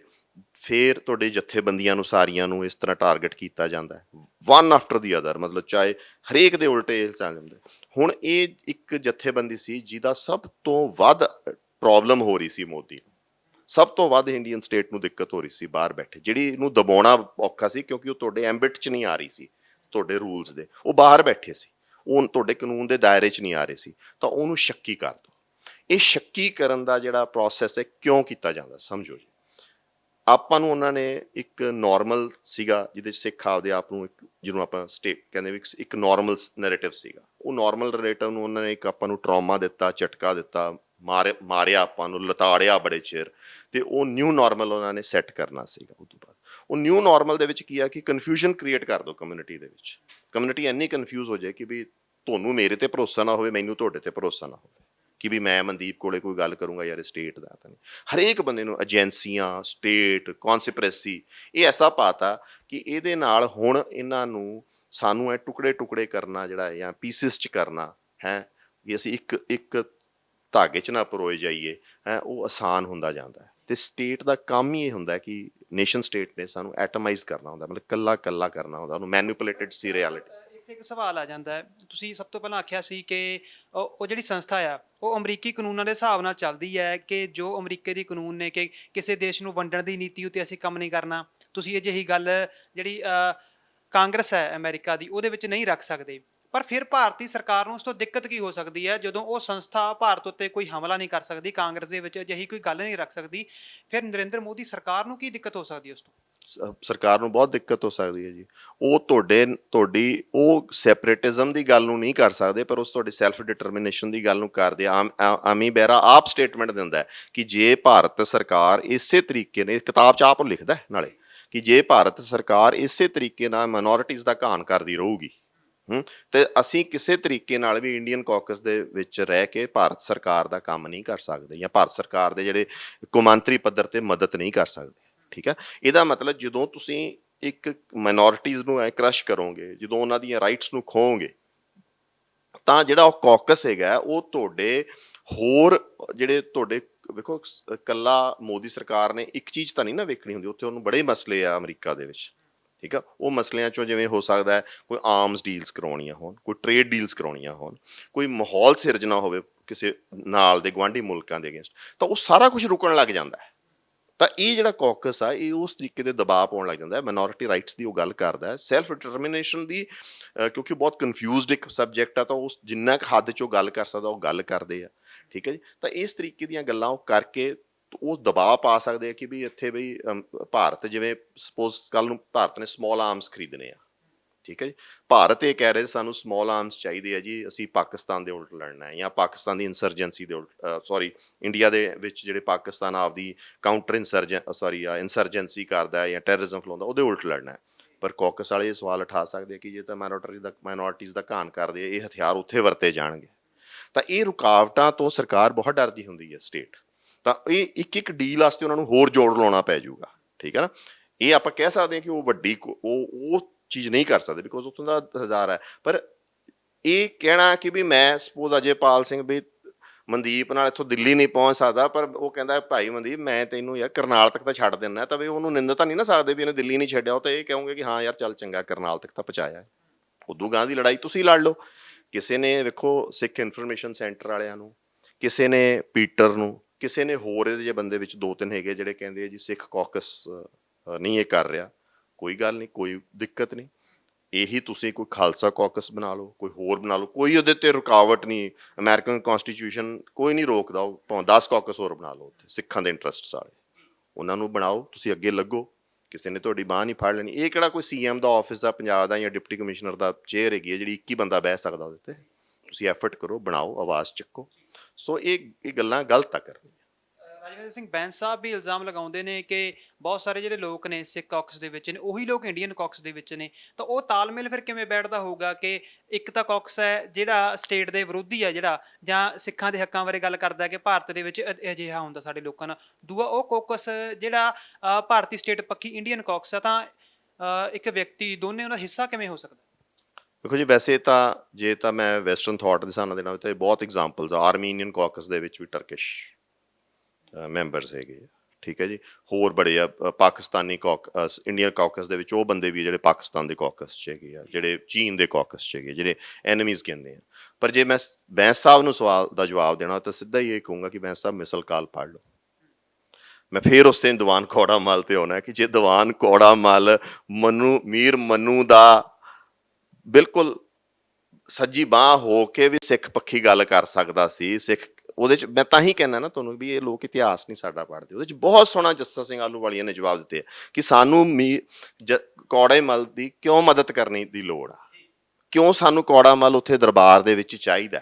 ਜਦੋਂ ਕੌੜਾ ਮੱਲ ਵਿੱਚੋਂ ਨਿਕਲ ਗਿਆ ਸੀ ਉਦੋਂ ਬਾਅਦ ਸਾਨੂੰ ਕੀ ਨੁਕਸਾਨ ਹੋਏ ਸੀ, ਠੀਕ ਹੈ ਨਾ। ਸੋ ਇਹ ਜਿਹੜੀ ਗੱਲ ਹੈਗੀ ਆ ਨਾ ਜੀ, ਇਹ ਬਹੁਤ ਹਾਸੋਹੀਣੀ ਆ, ਇਹ ਰੀਅਲ ਪੋਲੀਟਿਕ ਤੋਂ ਬਹੁਤ ਦੂਰ ਆ, ਠੀਕ ਹੈ। ਅਤੇ ਤਾਂ ਹੀ ਵਾਰੀ ਮੈਂ ਕਹਿੰਦਾ ਕਿ ਵੀ ਇਹਨਾਂ ਨੂੰ ਆਏਂ ਚੀਜ਼ਾਂ ਪੜ੍ਹ ਕੇ, ਇਹ ਨੈਰੇਟਿਵਸ ਪੜ੍ਹ ਕੇ ਨਹੀਂ ਜਵਾਬ ਦੇਣੇ ਚਾਹੀਦੇ। ਇਹਨਾਂ ਨੂੰ ਘੱਟੋ ਘੱਟ ਸਿੱਖ ਇਤਿਹਾਸ ਪੜ੍ਹ ਲੈਣ, ਸਿੱਖਾਂ ਦੀ ਗੁਰੂਆਂ ਦੇ ਜੀਵਨ ਪੜ੍ਹ ਲੈਣ, ਫਿਰ ਬੈਠ ਕੇ 5 ਮਿੰਟ ਸੋਚਣ ਕਿ ਵੀ ਇਹ ਜੋ ਉੱਥੇ ਹੋ ਰਿਹਾ ਇਹ ਸਿੱਖੀ ਪਰਸਪੈਕਟਿਵ ਦੇ ਹਿਸਾਬ ਨਾਲ ਸਹੀ ਹੈ ਕਿ। ਤੁਸੀਂ ਕਿਸਾਨੀ ਮਸਲੇ ਦੀ ਪਹਿਲਾਂ ਗੱਲ ਕੀਤੀ ਸੀ, ਤਾਂ ਇੱਕ ਮਸਲਾ ਇਸ ਦੇ ਵਿੱਚ ਹੋਰ ਉੱਠਦਾ ਹੈ ਕਿ ਸਿੱਖ ਕੌਕਸ ਦੇ ਕੋਲ ਇੱਕ ਲੈਟਰ ਹੈਡ ਪਹੁੰਚਦਾ ਹੈ ਸੰਯੁਕਤ ਕਿਸਾਨ ਮੋਰਚੇ ਦੇ ਨਾਮ, ਬਲਦੇਵ ਸਿੰਘ ਸਿਰਸਾ ਜੀ ਦੇ ਥੱਲੇ ਸਾਈਨ ਮੰਨੇ ਜਾਂਦੇ ਨੇ, ਲਿਖੇ ਕਿ ਉਹਨਾਂ ਨੇ ਸਾਈਨ ਕੀਤੇ ਨੇ। ਪਰ ਸੰਯੁਕਤ ਕਿਸਾਨ ਮੋਰਚਾ ਇਸ ਗੱਲ ਨੂੰ ਨਹੀਂ ਮੰਨਦਾ ਕਿ ਅਸੀਂ ਕੋਈ ਲੈਟਰ ਪੈਡ ਆ ਉਹ ਬਣਵਾਇਆ ਜਾਂ ਕਿਸੇ ਨੂੰ ਕੋਈ ਲੈਟਰ ਖਾਸ ਤੌਰ 'ਤੇ ਸਾਡਾ ਮਦਦ ਕਰਨ ਵਾਸਤੇ ਇਸ਼ੂ ਕੀਤਾ ਹੋਵੇ। ਤਾਂ ਅਜਿਹਾ ਕਿਉਂ? ਉਹਨਾਂ ਦੇ ਕੋਲ ਲੈਟਰ ਉਹ ਕਿਵੇਂ ਪਹੁੰਚਦਾ? ਕਿ ਇਹ ਕਿਸਾਨੀ ਅੰਦੋਲਨ ਦੇ ਨਾਮ 'ਤੇ ਦੁਰਵਰਤੋਂ ਤਾਂ ਨਹੀਂ ਹੋ ਰਹੀ? ਕਿਸਾਨੀ ਅੰਦੋਲਨ ਦੇ ਨਾਮ 'ਤੇ ਜਿਵੇਂ ਮੈਂ ਪਹਿਲਾਂ ਪੁੱਛਿਆ ਕਿ ਪੈਸਾ ਇਕੱਠਾ ਕੀਤਾ ਜਾ ਰਿਹਾ, ਕਿਸੇ ਉਹ ਚੀਜ਼ ਤਾਂ ਨਹੀਂ ਹੋ ਰਹੀ ਵਿੱਚ? ਦੇਖੋ ਜੀ, ਸਿੱਖ ਉਹ ਜਿਹੜੀ ਲੈਟਰ ਗਈ ਉਹ ਸਿੱਖ ਕੌਕਸ ਕਮੇਟੀ ਵਾਲਿਆਂ ਨੂੰ ਗਈ ਹੈ ਕਿ ਵੀ ਇਹਨਾਂ ਨੇ ਉਹਨਾਂ ਨੂੰ ਸਭ ਥੈਂਕ ਯੂ ਕੀਤਾ। ਦੇ ਵਿੱਚ ਪਹਿਲੀ ਗੱਲ ਤਾਂ ਉਹਨਾਂ ਵਿੱਚੋਂ ਬਹੁਤ ਐਸੇ ਲੋਕ ਆ ਜਿਨ੍ਹਾਂ ਨੇ ਈਵਨ ਉਗਰਾਹਾਂ ਦੇ ਟਿੱਕਰੀ, ਜਦੋਂ ਬਿਲਕੁਲ ਲੰਗਰ ਨਹੀਂ ਸੀਗਾ ਜਾਂ ਉੱਥੇ ਦਿੱਕਤ ਸੀਗੀ, ਉੱਥੇ ਵੀ ਸਮਾਨ ਪਹੁੰਚਾਇਆ, ਠੀਕ ਆ। ਅਤੇ ਖਾਸ ਕਰਕੇ ਜਿਵੇਂ ਸਿੱਖ ਪੰਚਾਇਤ ਵਾਲਿਆਂ ਨੇ ਬਹੁਤ ਸਮਾਨ ਪਹੁੰਚਾਇਆ। ਟੋਇਲਟਸ 'ਤੇ ਰਾਤੋਂ ਰਾਤ ਉਹਨਾਂ ਨੇ 30-35 ਲੱਖ ਰੁਪਇਆ ਲਾਤਾ, ਜਦੋਂ ਕਿ ਵੀ ਖੜੇ ਪੈਰ ਪਹੁੰਚਾਏ ਉੱਥੇ। ਅਤੇ ਮੇਰਾ ਖਿਆਲ ਤਿੰਨੇ ਬਾਰਡਰਾਂ 'ਤੇ ਉੱਥੇ ਲੰਗਰ, ਪਾਣੀ, ਕਿਸੇ ਚੀਜ਼ ਦੀ ਉਹਨਾਂ ਨੇ ਘਾਟ ਨਹੀਂ ਆਉਣ ਦਿੱਤੀ, ਠੀਕ ਹੈ ਜੀ। ਹੁਣ ਆਪਾਂ ਆਉਂਦੇ ਹਾਂ ਲੈਟਰ ਦੇ ਉੱਤੇ ਸਪੈਸੀਫਿਕਲੀ। ਜੇ ਆਪਾਂ ਲੈਟਰ ਨੂੰ ਦੇਖੀਏ ਤਾਂ ਲੈਟਰ ਦੇ ਵਿੱਚ 3 ਪਲੇਅਰਸ ਹੈਗੇ ਆ। ਇੱਕ ਜਿਹਨੇ ਰਿਸੀਵ ਕੀਤਾ, ਇੱਕ ਜਿਹਨੇ ਲਿਖ ਕੇ ਉਹਦੇ ਥੱਲੇ ਸਾਈਨ ਕੀਤੇ, ਇੱਕ ਜਿਨ੍ਹਾਂ ਦਾ ਲੈਟਰ ਹੈਡ ਆ, ਠੀਕ ਆ। ਹੁਣ ਜਿਨ੍ਹਾਂ ਕੋਲੇ ਉਹ ਪਹੁੰਚੀ ਆ ਉਹ ਤਾਂ ਆਪਾਂ ਉਹਨਾਂ ਨੂੰ ਕਹੀਏ ਕਿ ਇਹਨਾਂ ਨੇ ਲੈਟਰ ਮਿਸਯੂਜ਼ ਕੀਤੀ ਆ ਜਾਂ ਕੋਈ ਕਾਊਂਟਰਫੀਟ ਤਿਆਰ ਕੀਤਾ ਜਾਂ ਗਲਤ ਕੀਤਾ, ਜੇ ਉਹ ਸਿਗਨੇਚਰਾਂ ਦਾ ਮਿਲਾਨ ਨਾ ਹੋਵੇ ਜਾਂ ਸਰਸਾ ਸਾਹਿਬ ਕਹਿਣ ਕਿ ਵੀ ਮੇਰੇ ਸਾਈਨ ਨਹੀਂ ਗਏ, ਸਰਸਾ ਸਾਹਿਬ ਤਾਂ ਐਸਕੇਐਮ ਦਾ ਹਿੱਸਾ ਹੀ ਹੈਗੇ ਆ ਨਾ, ਸੰਯੁਕਤ ਕਿਸਾਨ ਮੋਰਚੇ ਦਾ ਹਿੱਸਾ ਹੈਗੇ ਆ ਨਾ, ਠੀਕ ਹੈ। ਤਾਂ ਸੰਯੁਕਤ ਕਿਸਾਨ ਮੋਰਚੇ ਦੇ ਕਿਸੇ ਹਿੱਸੇ ਨੇ ਕੁਝ ਲਿਖ ਕੇ ਦੇਤਾ, ਤਾਂ ਇਹਦਾ ਮਤਲਬ ਉਹ ਵੈਲਿਡ ਆ।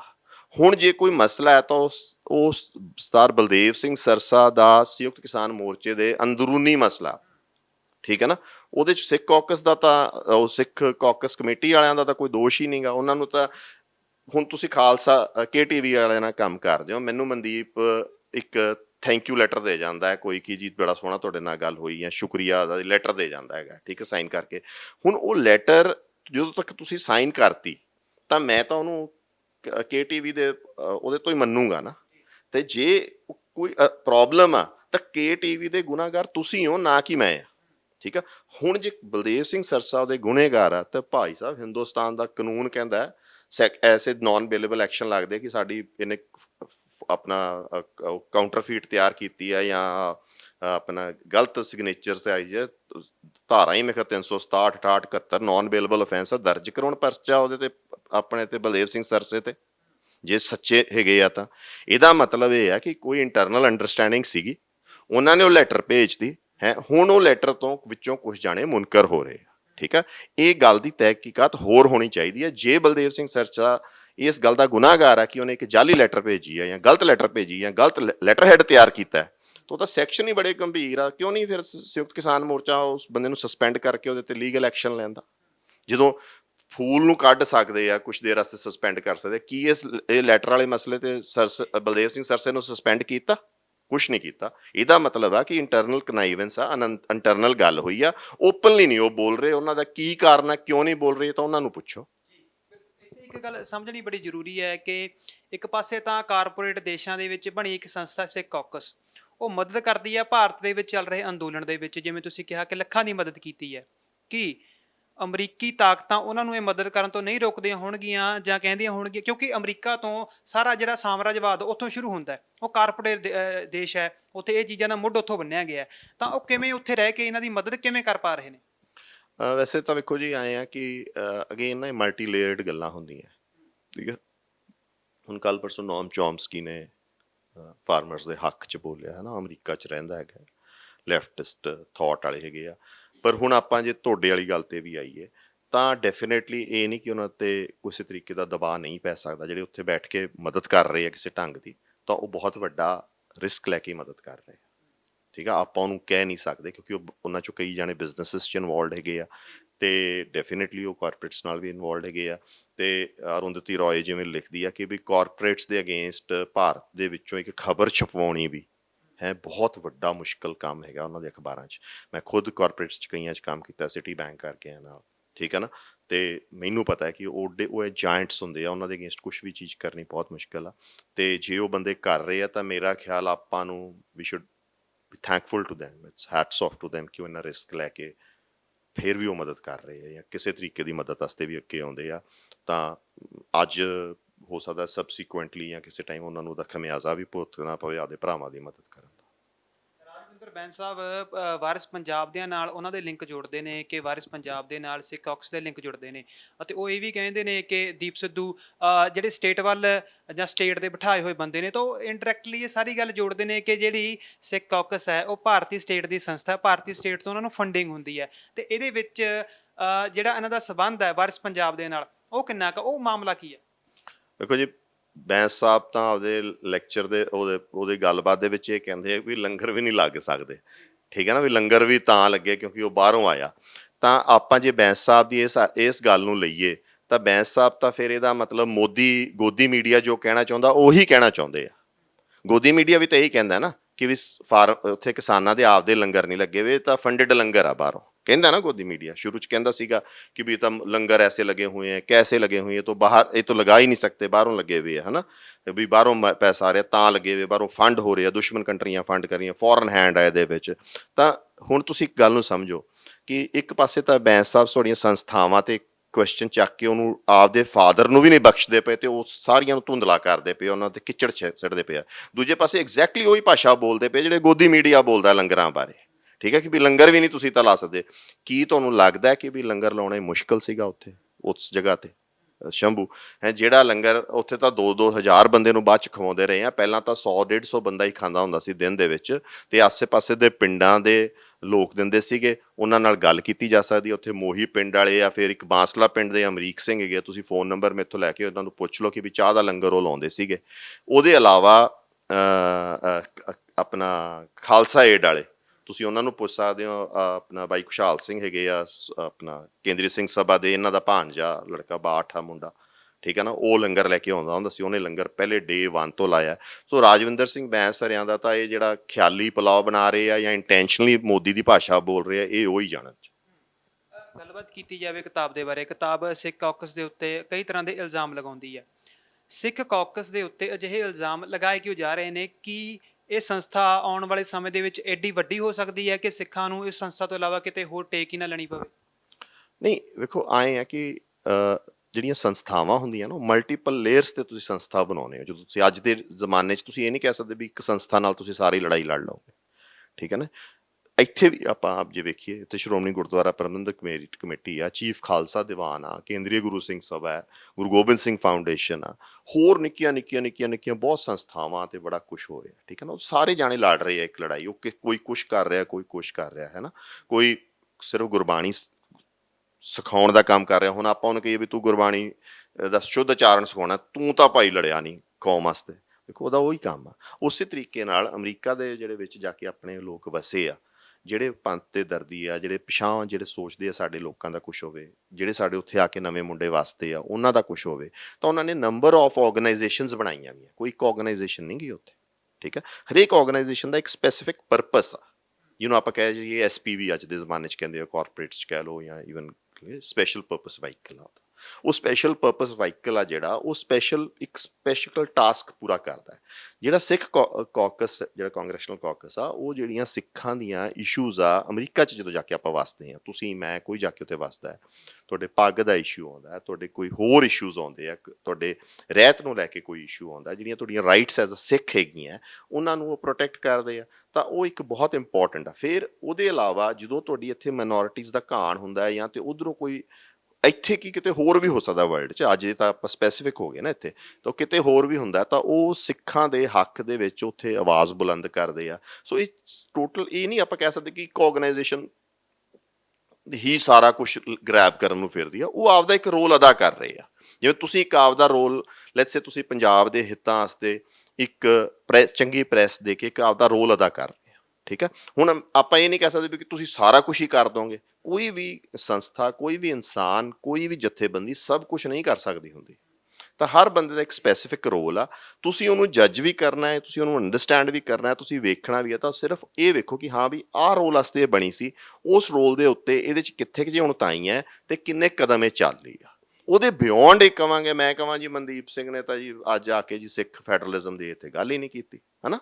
ਤਾਂ ਵੀ ਉਹ ਮਨਦੀਪ ਸਿੰਘ ਦਾ ਕੰਮ ਹੈਗਾ ਪੰਜਾਬ ਨੂੰ ਇੱਕ ਚੰਗੀ ਜਰਨਲਿਜ਼ਮ ਦੇਣਾ। ਜੇ ਉਹ ਕਰ ਰਿਹਾ ਤੇ ਉਹਦੇ ਵਿੱਚ ਥੋੜਾ ਬਹੁਤ ਅੱਗੇ ਪਿੱਛੇ ਹੋ ਕੇ ਉਹ ਪੂਰਾ ਕਰ ਰਿਹਾ, ਤਾਂ that means he is a positive contributor, ਠੀਕ ਹੈ। ਹਾਂ, ਜੇ ਉਹ ਗੋਦੀ ਮੀਡੀਆ ਦੀ ਭਾਸ਼ਾ ਬੋਲ ਰਿਹਾ, ਜਿਵੇਂ ਬੈਂਸ ਸਾਹਿਬ ਬੋਲ ਰਹੇ ਆ ਲੰਗਰਾਂ ਤੇ ਸਵਾਲ ਉਠਾ ਕੇ, ਇਹਦਾ ਮਤਲਬ ਉਹ ਦੂਜੇ ਧੜੇ 'ਚ ਖੜਾ। ਸਿੱਖ ਰਾਜ ਦੀ ਗੱਲ ਕੀਤੀ ਜਾਵੇ ਕਿ ਇਹ ਇੱਕ ਜਿਹੜੀ ਸੰਸਥਾ ਹੈ ਸਿੱਖ ਰਾਜ ਦੇ ਉੱਤੇ ਇੱਕ ਅਜਿਹੀ ਸੋਚ ਰੱਖਦੀ ਹੈ ਕਿ ਸਿੱਖ ਰਾਜ ਦੀ ਸਿੱਧੀ ਹਮਾਇਤ ਇਹਨੂੰ ਅਮਰੀਕੀ ਤਾਕਤਾਂ ਕਰਨ ਦੇਣਗੀਆਂ, ਜਾਂ ਭਾਰਤੀ ਜੋ ਕੌਕਸ ਹੈ ਉਹ ਇਹਦੇ ਵਿੱਚ ਕੋਈ ਰੁਕਾਵਟਾਂ ਉੱਥੇ ਪਾ ਸਕਦਾ? ਨਹੀਂ, ਰੁਕਾਵਟ ਤਾਂ ਐਜ਼ ਸੱਚ ਇਹਨਾਂ ਨੂੰ ਨਹੀਂ। ਜਿਹੜੀ ਜਿਵੇਂ ਸਿੱਖ ਕੌਕਸ ਕਮੇਟੀ ਆ, ਉਹ ਆਪਦਾ ਸਿੱਖ ਰਾਜ ਦੀ ਗੱਲ ਕਰ ਸਕਦੇ ਆ ਜੀ, ਉੱਥੇ ਉਹਨਾਂ ਨੂੰ ਕੋਈ ਰੋਕ ਨਹੀਂ। ਪਰ ਕੌਕਸ ਦੇ ਮੂੰਹੋਂ ਉਹਨਾਂ ਨੂੰ ਉਹ ਸਟੇਟਮੈਂਟ ਅੰਦਰ ਨਹੀਂ ਦਵਾ ਸਕਦੇ। ਬਾਕੀ ਕੋਈ ਉਹਨਾਂ ਨੂੰ ਰਿਵਰਸ ਕੋਈ ਰੁਕਾਵਟ ਪਾਵੇ ਜਾਂ ਕੁਛ ਕਰੇ, ਉਹ ਮੈਨੂੰ ਅਮਰੀਕਨ ਲਾਜ਼ ਬਾਰੇ ਪਤਾ ਨਹੀਂ ਕਿ, ਪਰ ਇਹ ਬੋਡੀ ਨਹੀਂ ਉਹਨਾਂ ਤੇ ਪਾ ਸਕਦੀ। ਕੋਈ ਅਮਰੀਕਨ ਲਾਜ਼ ਕੋਈ ਹੋਣ, ਕਿਸ ਤਰੀਕੇ ਦੀ ਸਟਰਗਲ ਅਲਾਉ ਕਰਦਾ ਅਮਰੀਕਾ, ਕਿਸ ਤਰੀਕੇ ਦੀ ਸਟਰਗਲ ਨਹੀਂ ਅਲਾਉ ਕਰਦਾ, ਉਹ ਉਹਨਾਂ ਦਾ ਕੌਨਸਟੀਟਿਊਸ਼ਨ ਡਿਪੈਂਡ ਕਰੂ। ਕਿਉਂਕਿ ਜਦੋਂ ਤੁਹਾਡੇ ਤੁਸੀਂ ਜਿਵੇਂ ਜਿਹੜੀ ਗੱਲ ਕੀਤੀ ਕਿ ਵੀ ਰਾਜ ਦੀ ਗੱਲ ਆ, ਹੈ ਨਾ, ਉਹ ਕਈ ਵਹਿਣ ਵਗਦੇ ਆ ਰਾਜ ਦੇ, ਹੈ ਨਾ। ਉਹ ਵਹਿਣਾਂ 'ਚੋਂ ਇਹ ਵੀ ਕੋਈ ਡੈਮੋਕ੍ਰੈਟਿਕ ਮੈਥਡਸ ਹੁੰਦੇ ਆ, ਕੋਈ ਉਹਦੇ 'ਚ ਆਵਾਜ਼ ਉਠਾਉਣ ਦਾ ਮੈਥਡ ਹੁੰਦਾ, ਕੋਈ ਰੈਫਰੈਂਡਮ ਦੇ ਮੈਥਡ ਦਾ, ਕੋਈ ਈਵਨ ਵਾਇਲੈਂਟ ਮੈਥਡਸ ਹੁੰਦੇ ਆ, ਠੀਕ ਹੈ ਨਾ। ਕੋਈ ਚੀਜ਼ ਤੇ ਖਿੱਤੇ ਤੇ ਮਤਲਬ ਜਦੋਂ ਇਹ ਕਈ ਵਹਿਣ ਵਗਦੇ ਆ ਜਦੋਂ ਕਿਤੇ ਆਪਾਂ ਰਾਜ ਦੀ ਗੱਲ ਕਰਦੇ ਡਿਪੈਂਡ ਕਰਦਾ ਕਿ ਕਿਸ ਢੰਗ ਨਾਲ ਮੰਗ ਕੀਤੀ ਜਾ ਰਹੀ ਹੈ। ਉਹ ਡਿਪੈਂਡ ਕਰਦਾ ਉਸ ਟਾਈਮ ਦੀ ਕੌਮਾਂਤਰੀ ਸਿਚੁਏਸ਼ਨ ਕੀ ਆ, ਉਸ ਟਾਈਮ ਦੇ ਹਾਲਾਤ ਕੀ ਆ, ਹੈ ਉਸ ਟਾਈਮ ਇੱਥੇ। ਉਹ ਤਾਂ ਇੱਕ ਵੇਖੋ, ਇਹ ਤਾਂ ਇੱਕ ਸਪੈਕਟਰਮ ਆ ਵੱਡਾ ਸਾਰਾ ਨਾ, ਹੈ ਉਸ ਸਪੈਕਟਰਮ ਦੇ ਉੱਤੇ ਉਸ ਸਮੇਂ ਦੀ ਲੀਡਰਸ਼ਿਪ ਨੇ ਡਿਸਾਈਡ ਕਰਨਾ ਹੈ ਕਿ ਅਸੀਂ ਕਿਹੜੇ ਤਰੀਕੇ ਨਾਲ ਲੜਨਾ ਹੈ। ਠੀਕ ਹੈ, ਤਾਂ ਉਸ ਸਮੇਂ ਦੀ ਉਹ ਜਿਹੜੀ ਲੜਾਈ ਹੋਊਗੀ ਜਾਂ ਜਿਸ ਤਰੀਕੇ ਦੀ ਲੜਾਈ ਹੋਊਗੀ ਉਹਦੇ ਵਿੱਚ ਉਹ ਕਿੰਨਾ ਰੋਲ ਅਦਾ ਕਰ ਸਕਦੇ ਆ, ਉਹ ਤਾਂ ਟਾਈਮ ਤੇ ਉਦੋਂ ਦੇ ਕਾਨੂੰਨ, ਉਦੋਂ ਦੇ ਅਮਰੀਕਾ ਤੇ ਭਾਰਤ ਦੇ ਰਿਲੇਸ਼ਨਸ਼ਿਪ ਕੀ ਆ, ਇਸ ਖਿੱਤੇ ਦੀ ਟੋਟਲ ਰਾਜਨੀਤੀ ਕੀ ਆ, ਇਹ ਕਈ ਫੈਕਟਰਸ ਤੇ ਡਿਪੈਂਡ ਕਰੂਗਾ। ਹੁਣ ਉਹ ਤਾਂ ਹੀ ਵਾਪਸ ਮੈਂ ਆਰਮੀਨੀਆ ਤੇ ਆਉਣਾ, ਉਹੀ ਆਰਮੀਨੀਆ 100 ਸਾਲ ਪਿੱਟਦਾ ਮਰ ਗਿਆ, ਆਰਮੀਨੀਅਨ ਕਾਕਸ ਵਾਲੇ 1980 ਤੋਂ ਲੱਗੇ ਵੇ, ਅੱਜ ਤੱਕ ਤਾਂ ਅਗਲਿਆਂ ਨੇ ਕੋਈ ਉਹਨਾਂ ਨੂੰ ਜੀਨੋਸਾਈਡ ਦੀ ਮਾਨਤਾ ਨਹੀਂ ਸੀ। ਅੱਜ ਟਰਕੀ ਨੇ ਜਦੋਂ ਰਸ਼ੀਆ ਤੋਂ SL-400 ਖਰੀਦ ਲਏ ਤੇ ਈਰਾਨ ਦੀ ਮਦਦ ਕਰਤੀ ਕਰੰਸੀ ਐਕਸਚੇਂਜ, ਉਹੀ ਟਰਕੀ ਦੇ ਉਲਟ ਉਹਨਾਂ ਨੇ ਮਤਾ ਪਾਸ ਕਰਤਾ, ਉਹੀ ਟਰਕੀ ਹੁਣ ਦੁਬਾਰਾ ਠੀਕ ਹੋ ਗਿਆ, ਲਾਈਨ ਤੇ ਲੱਗ ਗਿਆ, ਤਾਂ ਉਹ ਨਾਟੋ ਦਾ ਮੈਂਬਰ ਵੀ ਰੱਖਿਆ ਹੋਇਆ ਤੇ ਅਫਗਾਨਿਸਤਾਨ 'ਚ ਵੀ ਉਹਨੂੰ ਐਂਟਰੀ ਅਮਰੀਕਾ ਦੇ ਜਿਹੜੇ ਸਬੰਧ ਨੇ ਉਹਨਾਂ ਉੱਤੇ ਡਿਪੈਂਡ ਕਰਦੀਆਂ ਨੇ। ਬਿਲਕੁਲ ਜੀ, ਉਹਨਾਂ ਦੇਸ਼ਾਂ ਦੇ ਆਪਦੇ ਮੁਫਾਦ ਕੀ ਆ ਹੈ, ਉਹਦੇ ਤੇ ਇਹ ਫੈਕਟਰਸ ਬਹੁਤ ਡਿਪੈਂਡ ਕਰਨਗੇ। ਇਹ ਸਿਚੁਏਸ਼ਨਸ ਨੂੰ, ਇਫਸ ਐਂਡ ਬਟਸ ਨੂੰ, ਹਾਈਪੋਥੇਸਿਸ ਨੂੰ ਲੈ ਕੇ ਆਪਾਂ ਇਸ ਟਾਈਮ ਕੋਈ ਗੱਲ ਨਹੀਂ ਕਰ ਸਕਦੇ। ਖਾਸ ਤੌਰ ਉੱਤੇ ਪ੍ਰਿਤਪਾਲ ਸਿੰਘ, ਗੁਰਮੀਤ ਸਿੰਘ ਔਲਖ ਵਰਗਿਆਂ ਦਾ ਜ਼ਿਕਰ ਕਰਦਾ ਹੈ ਕਿ ਜਿਹੜੇ ਕਾਕਸ ਦੇ ਵਾਸਤੇ ਕੰਮ ਕਰਦੇ ਰਹੇ ਨੇ ਤੇ ਉਹਨਾਂ ਉੱਤੇ ਵੱਖਰੇ ਵੱਖਰੇ ਇਲਜ਼ਾਮ ਵੀ ਲਗਾਉਂਦਾ, ਕਿਸੇ ਦੀ ਹਮਾਇਤ ਕਰਦਾ ਤਾਂ ਕਿਸੇ ਦੀ ਵਿਰੋਧਤਾ ਕਰਦਾ ਹੈ। ਤਾਂ ਲੇਖਕ ਦੀ ਵਿਚਾਰਧਾਰਾ ਕਿਵੇਂ ਦੀ ਮੰਨੀ ਜਾਵੇ ਕਿ ਇਸ ਕਿਤਾਬ ਲਿਖਣ ਪਿੱਛੇ ਉਹਦੇ ਕੀ ਮਕਸਦ ਹੈ, ਕੀ ਵਿਚਾਰਧਾਰਾ ਰਹੀ ਹੋਵੇਗੀ? ਦੋ ਵਿਚਾਰਧਾਰਾਵਾਂ ਜੀ ਉਹਦੀਆਂ ਕੰਮ ਕਰਦੀਆਂ ਇਹਦੇ ਵਿੱਚ। ਪਹਿਲੀ ਗੱਲ ਤਾਂ ਇਹ ਉੱਥੋਂ ਦੇ ਇੱਕ ਲੋਕਲ ਧੜੇਬਾਜ਼ੀ ਦੀ ਜਿਹੜੀ ਲੜਾਈ ਆ, ਉਹਦੇ ਵਿੱਚ ਉਹਨੂੰ ਇਹਨੇ ਉਹਨੂੰ ਵੱਡਾ ਇੱਕ ਸ਼ੇਪ ਦੇ ਕੇ ਉਹਦੇ ਵਿੱਚ ਉਹਨਾਂ ਨੇ ਉਹਨੂੰ ਵੱਡਾ ਨੁਕਸਾਨ ਪਹੁੰਚਾਉਣ ਦੀ ਕੋਸ਼ਿਸ਼ ਕੀਤੀ ਆ। ਸੈਕਿੰਡ, ਜਿਹੜੀ ਗੱਲ ਧੜੇਬਾਜ਼ੀ ਤੋਂ ਵੀ ਉੱਠ ਕੇ ਉਹਨੇ ਸਾਡੀਆਂ ਸੰਸਥਾਵਾਂ ਨੂੰ ਬਦਨਾਮ ਕਰਨ ਦੀ ਕੋਸ਼ਿਸ਼ ਕੀਤੀ, ਉਹ ਮੈਂ ਕਿਉਂ ਕਹਿਣਾ ਕਿ ਉਹ ਰਣਜੀਤ ਸਿੰਘ ਨੂੰ ਬਦਨਾਮ ਕਰਨ ਤੋਂ ਸ਼ੁਰੂ ਹੋਇਆ। ਠੀਕ ਹੈ, ਉਹ ਸਿੱਖ ਰਾਜ ਨੂੰ ਬਦਨਾਮ, ਸਿੱਖ ਰਾਜ ਦੇ ਕਨਸੈਪਟ ਨੂੰ ਬਦਨਾਮ ਕਰਨ ਤੋਂ ਸ਼ੁਰੂ ਹੋਇਆ। ਠੀਕ ਹੈ ਨਾ, ਉਹ ਇੱਥੋਂ ਸ਼ੁਰੂ ਹੋਇਆ ਕਿ ਵੀ ਖਾਲਸਾਈ ਰਾਜ ਦੇ ਵਿੱਚ ਹੀ ਉਣਤਾਈਆਂ ਸੀ ਜਾਂ ਉਹਦੇ ਵਿੱਚ ਪ੍ਰੋਬਲਮ ਸੀ, ਜਾਂ ਉਹ ਗਲਤ ਉਣਤਾਈਆਂ ਵੀ ਨਹੀਂ ਕਹਿੰਦਾ, ਉਹ ਤੁਹਾਨੂੰ ਬਿਲਕੁਲ ਟੋਟਲੀ ਡਿਸਕਾਰਡ ਕਰਦਾ। ਤਾਂ ਜਦੋਂ ਤੁਹਾਡੇ ਆਈਕਨਸ ਨੂੰ ਡਿਸਟਰੋਏ ਕਰਦਾ ਕੋਈ, ਠੀਕ ਹੈ, ਉਹਦੇ ਤੇ ਐਨਾਲਿਸਿਸ ਕਰੇ, ਆਪਾਂ ਸਾਰੇ ਬੈਠ ਕੇ ਰਲ ਕੇ ਆਪਾਂ ਐਨਾਲਿਸਿਸ ਕਰ ਸਕਦੇ ਹਾਂ ਕਿ ਆਹ ਉਹਦੇ ਤੇ ਚੰਗਿਆਈਆਂ ਸੀ ਜੀ, ਆਹ ਉਹਦੇ 'ਚ ਉਣਤਾਈਆਂ ਰਹਿ ਗਈਆਂ ਸਿੱਖੀ ਦੇ ਹਿਸਾਬ ਨਾਲ। ਬੜੇ ਐਨਾਲਿਸਿਸ ਹੋਏ, ਬੜੀਆਂ ਕਿਤਾਬਾਂ ਛਪੀਆਂ ਉਹਦੇ ਤੇ, ਕਿਸੇ ਨੇ ਇਹਦੇ ਤੇ ਇਤਰਾਜ਼ ਨਹੀਂ ਉਠਾਇਆ ਸਿੱਖਾਂ ਨੇ। ਮੈਂ ਆਪ ਖੁਦ ਕਈ ਵਾਰੀ ਬੋਲਿਆ ਕਿ ਵੀ ਜੇ ਐਂ ਚੱਲਦਾ ਤਾਂ ਬਿਹਤਰ ਸੀ, ਪਰ ਮੈਂ ਇਹ ਤਾਂ ਨਹੀਂ ਕਹਿ ਸਕਦਾ ਨਾ ਵੀ ਉਹ ਤਾਂ ਬਿਲਕੁਲ ਹੀ ਉਹਨੂੰ ਸਕ੍ਰੈਪ ਆਊਟ ਹੀ ਕਰਦਾ ਕਿ ਉਹਦੇ 'ਚ ਮਾੜਾ ਹੀ ਮਾੜਾ ਸੀ, ਉਹ ਤਾਂ ਹੋਣਾ ਹੀ ਮੰਦਭਾਗਾ ਸੀ। ਠੀਕ ਹੈ ਨਾ, ਤਾਂ ਉਹ ਉੱਥੋਂ ਆਪਾਂ ਨੂੰ ਪਤਾ ਲੱਗਦਾ ਹੈ ਕਿ ਉੱਥੋਂ ਉਹ ਆਪਦਾ ਕਿਤਾਬ ਦੀ ਜਾਂ ਆਪਦੀ ਸੋਚ ਦੀ ਸੈਟਿੰਗ ਕਰਦਾ ਹੈ। ਉਹ ਸੈਟਿੰਗ ਕੀ ਕਰਦਾ ਹੈ, ਅੱਗੇ ਆ ਕੇ ਉਹ one after the other Sikh institutions ਨੂੰ ਡਿਸਟਰੋਏ ਕਰਦਾ ਹੈ। ਉਹ ਇੰਸਟੀਟਿਊਸ਼ਨਸ ਜਾਂ ਉਹ ਸੰਸਥਾਵਾਂ ਜਿਹੜੀਆਂ ਬਹਾਵ ਦੇ ਉਲਟ ਹੋ ਕੇ ਵੀ, ਦਿੱਕਤਾਂ ਦੇ ਵਿੱਚ ਰਹਿ ਕੇ ਵੀ ਕੁਛ ਨਾ ਕੁਛ ਪੋਜ਼ਿਟਿਵ ਕਰਦੀਆਂ ਜਾ ਰਹੀਆਂ। ਸਿੱਖਾਂ ਦਾ ਸਭ ਤੋਂ ਬੜਾ ਦੁਖਾਂਤ ਹੈ ਕਿ ਅੱਜ ਸਿੱਖ ਦੋ ਚਿੱਤੀ ਦੇ ਵਿੱਚ ਪਏ ਹੋਏ ਨੇ ਕਿ ਅਕਾਲ ਤਖਤ ਦਾ ਜਥੇਦਾਰ ਅਸਲ ਦੇ ਵਿੱਚ ਹੈ ਕੌਣ। ਸਰਬੱਤ ਖਾਲਸੇ ਦੇ ਵੱਲੋਂ ਥਾਪੇ ਗਏ ਜਥੇਦਾਰ ਨੂੰ ਜਥੇਦਾਰ ਮੰਨਿਆ ਜਾਵੇ, ਜਾਂ ਜਿਹੜੀ ਸ਼੍ਰੋਮਣੀ ਕਮੇਟੀ ਹੈ ਜਾਂ ਉਹਨਾਂ ਵੱਲੋਂ ਜਿਹੜੇ ਜਥੇਦਾਰ ਨੇ ਉਹਨਾਂ ਨੂੰ ਮੰਨਿਆ ਜਾਵੇ। ਤਾਂ ਸਭ ਤੋਂ ਵੱਡਾ ਦੁਖਾਂਤ ਮੰਨਦਾ ਮੈਂ ਇਸ ਕੌਮ ਦਾ ਕਿ ਉਹਨਾਂ ਨੂੰ ਆਪਣੇ ਅੱਜ ਜਥੇਦਾਰ ਦਾ ਵੀ ਪਤਾ ਨਹੀਂ। ਤਾਂ ਇਸ ਤੋਂ ਇਲਾਵਾ ਕੁਝ ਕੁ ਸੰਸਥਾਵਾਂ ਰਹਿ ਜਾਂਦੀਆਂ ਨੇ ਜਿਹੜੇ ਸਿੱਖੀ ਵਾਸਤੇ ਕੰਮ ਕਰਦੀਆਂ ਨੇ, ਜਿਨ੍ਹਾਂ ਉੱਤੇ ਲੋਕ ਭਰੋਸਾ ਕਰਦੇ ਨੇ, ਜਿਨ੍ਹਾਂ ਦੇ ਬਾਰੇ ਇਸ ਕਿਤਾਬ ਦੇ ਵਿੱਚ ਇਲਜ਼ਾਮ ਲਗਾਏ ਗਏ ਨੇ ਕਿ ਇਸ ਕਿਤਾਬ ਨੂੰ ਉਹ ਸਾਰੇ ਵਰਤਾਰੇ ਦਾ ਹਿੱਸਾ ਮੰਨਿਆ ਜਾਵੇ, ਕਿਉਂਕਿ ਇਹ ਕਿਤਾਬ ਕੋਈ ਪਹਿਲੀ ਨਹੀਂ, ਬਹੁਤ ਸਾਰੀਆਂ ਕਿਤਾਬਾਂ ਹੁਣ ਤੱਕ ਆ ਚੁੱਕੀਆਂ ਨੇ ਜਿਹੜੀ ਸਿੱਖਾਂ ਦੀ ਸੋਚ ਦੇ ਉੱਤੇ ਹਮਲਾ ਕਰਦੀਆਂ ਨੇ, ਕਿ ਇਸ ਕਿਤਾਬ ਨੂੰ ਵੀ ਉਸ ਲੜੀ ਦਾ ਹਿੱਸਾ ਮੰਨਿਆ ਜਾਵੇ।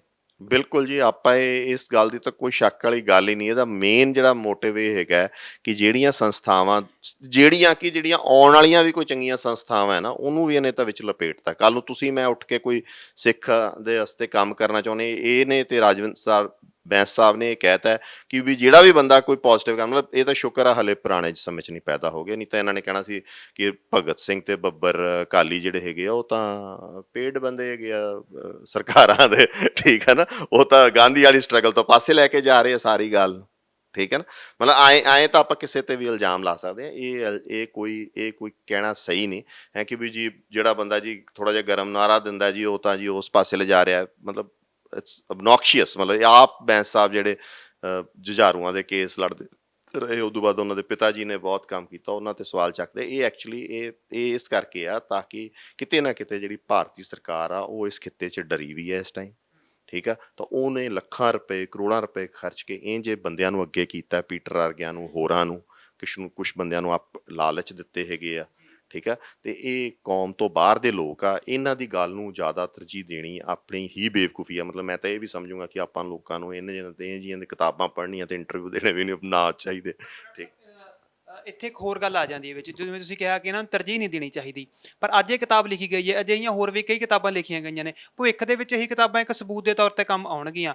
ਜਦੋਂ ਅਸੀਂ ਕਿਸੇ ਨੂੰ ਸਵਾਲ ਕਰਾਂਗੇ ਕਿ ਸਾਡੇ ਨਾਲ ਇਹ ਕੁਝ ਹੋਇਆ, ਤਾਂ ਕੋਈ ਸਾਹਮਣੇ ਸਾਡੇ ਇਹ ਕਿਤਾਬ ਖੋਲ੍ਹ ਕੇ ਰੱਖਿਆ, ਦੇਖੋ ਕਿ ਇੰਨੇ ਸਾਲ ਪੁਰਾਣੀ ਇਹ ਕਿਤਾਬ ਹੈ, ਇਹਦੇ ਵਿੱਚ ਇਹ ਗੱਲ ਲਿਖੀ ਹੋਈ ਹੈ ਕਿ ਇਹਦੇ ਜ਼ਿੰਮੇਵਾਰ ਤੁਸੀਂ ਆਪ ਹੋ। ਦੇਖੋ ਨਾ, ਇੱਕ ਤਾਂ ਆਪਣੇ ਅੰਦਰ ਨਾ ਇੱਕ ਇਹ ਨੈਰੇਟਿਵ ਬਹੁਤ ਬੁਰੀ ਤਰ੍ਹਾਂ ਸੈੱਟ ਹੋ ਗਿਆ ਕਿ ਵੀ ਕੋਈ ਗਦਾਰ ਆ, ਕੋਈ ਕੌਨਸਪੀਰੇਸੀ ਕਰਦਾ ਕੁਛ, ਆਪਾਂ ਉਹਦੀਆਂ ਸੀਮਤਾਵਾਂ ਜਾਂ ਉਵੇਂ ਨਹੀਂ ਵੇਖਦੇ। ਜੇ ਆਪਾਂ ਐਨਾਲਿਸਿਸ ਹੀ ਐਂ ਕਰਾਂਗੇ ਕਿ ਦੋ ਫਾੜ ਕਰ ਦਾਂਗੇ ਕਿ ਜੀ ਜਾਂ ਇਹ ਬੰਦਾ ਗਦਾਰ ਆ ਜਾਂ ਇਹ ਬੰਦਾ ਇੱਧਰ ਹੈਗਾ, ਠੀਕ ਹੈ ਨਾ, ਤਾਂ ਉਹ ਜੀ ਐਨਾਲਿਸਿਸ ਤਾਂ ਆਪਾਂ ਨੂੰ ਇਹ ਜਿਹੀਆਂ ਕਿਤਾਬਾਂ ਤੇ ਹੀ ਲੈ ਕੇ ਆਉਣਗੇ ਦੁਬਾਰਾ, ਠੀਕ ਹੈ। ਆਪਾਂ ਇਹ ਵੇਖਣਾ ਕਿ ਵੀ ਆਪਾਂ ਇਹ ਬੰਦੇ ਦੇ ਅੱਗੇ ਆਹ ਟਾਸਕ ਸੀ, ਠੀਕ ਹੈ, ਉਸ ਟਾਸਕ ਦੇ ਵਿੱਚੋਂ ਇਹਨੇ ਕਿੰਨਾ ਅਕੰਪਲਿਸ਼ ਕਰ ਲਿਆ। ਇਹਦੇ ਵਾਸਤੇ ਨਾ ਇੱਕ ਸਿੱਖਾਂ ਦੇ ਬਾਰੇ ਇਤਿਹਾਸ ਲਿਖਿਆ J.D. ਕਨਿੰਗਹਮ ਨੇ, ਆਪਾਂ ਉਹਨੂੰ ਬਹੁਤ ਚੰਗਾ ਇਤਿਹਾਸ ਕਹਿੰਦੇ ਹਾਂ, ਹਿਸਟਰੀ ਆਫ ਦੀ ਸਿੱਖਸ। ਉਹ ਲਾਰਡ ਡਲਹੌਜ਼ੀ ਦਾ ADC ਸੀ, ਕੈਪਟਨ ਕਨਿੰਗਹਮ, ਤੇ ਉਹ ਇਤਿਹਾਸ ਲਿਖਣ ਦੇ ਬਦਲੇ ਉਹਨੂੰ ਉਸ ਨੌਕਰੀ ਚੋਂ ਕੱਢ ਦਿੱਤਾ ਗਿਆ ਸੀ ਕਿ ਵੀ ਇਹ ਤੂੰ ਜਾਂ ਨਾ ਲਿਖ, ਜਾਂ ਜੇ ਲਿਖਦਾ ਤਾਂ ਤੂੰ ਨੌਕਰੀ ਛੱਡਣੀ ਪਊ।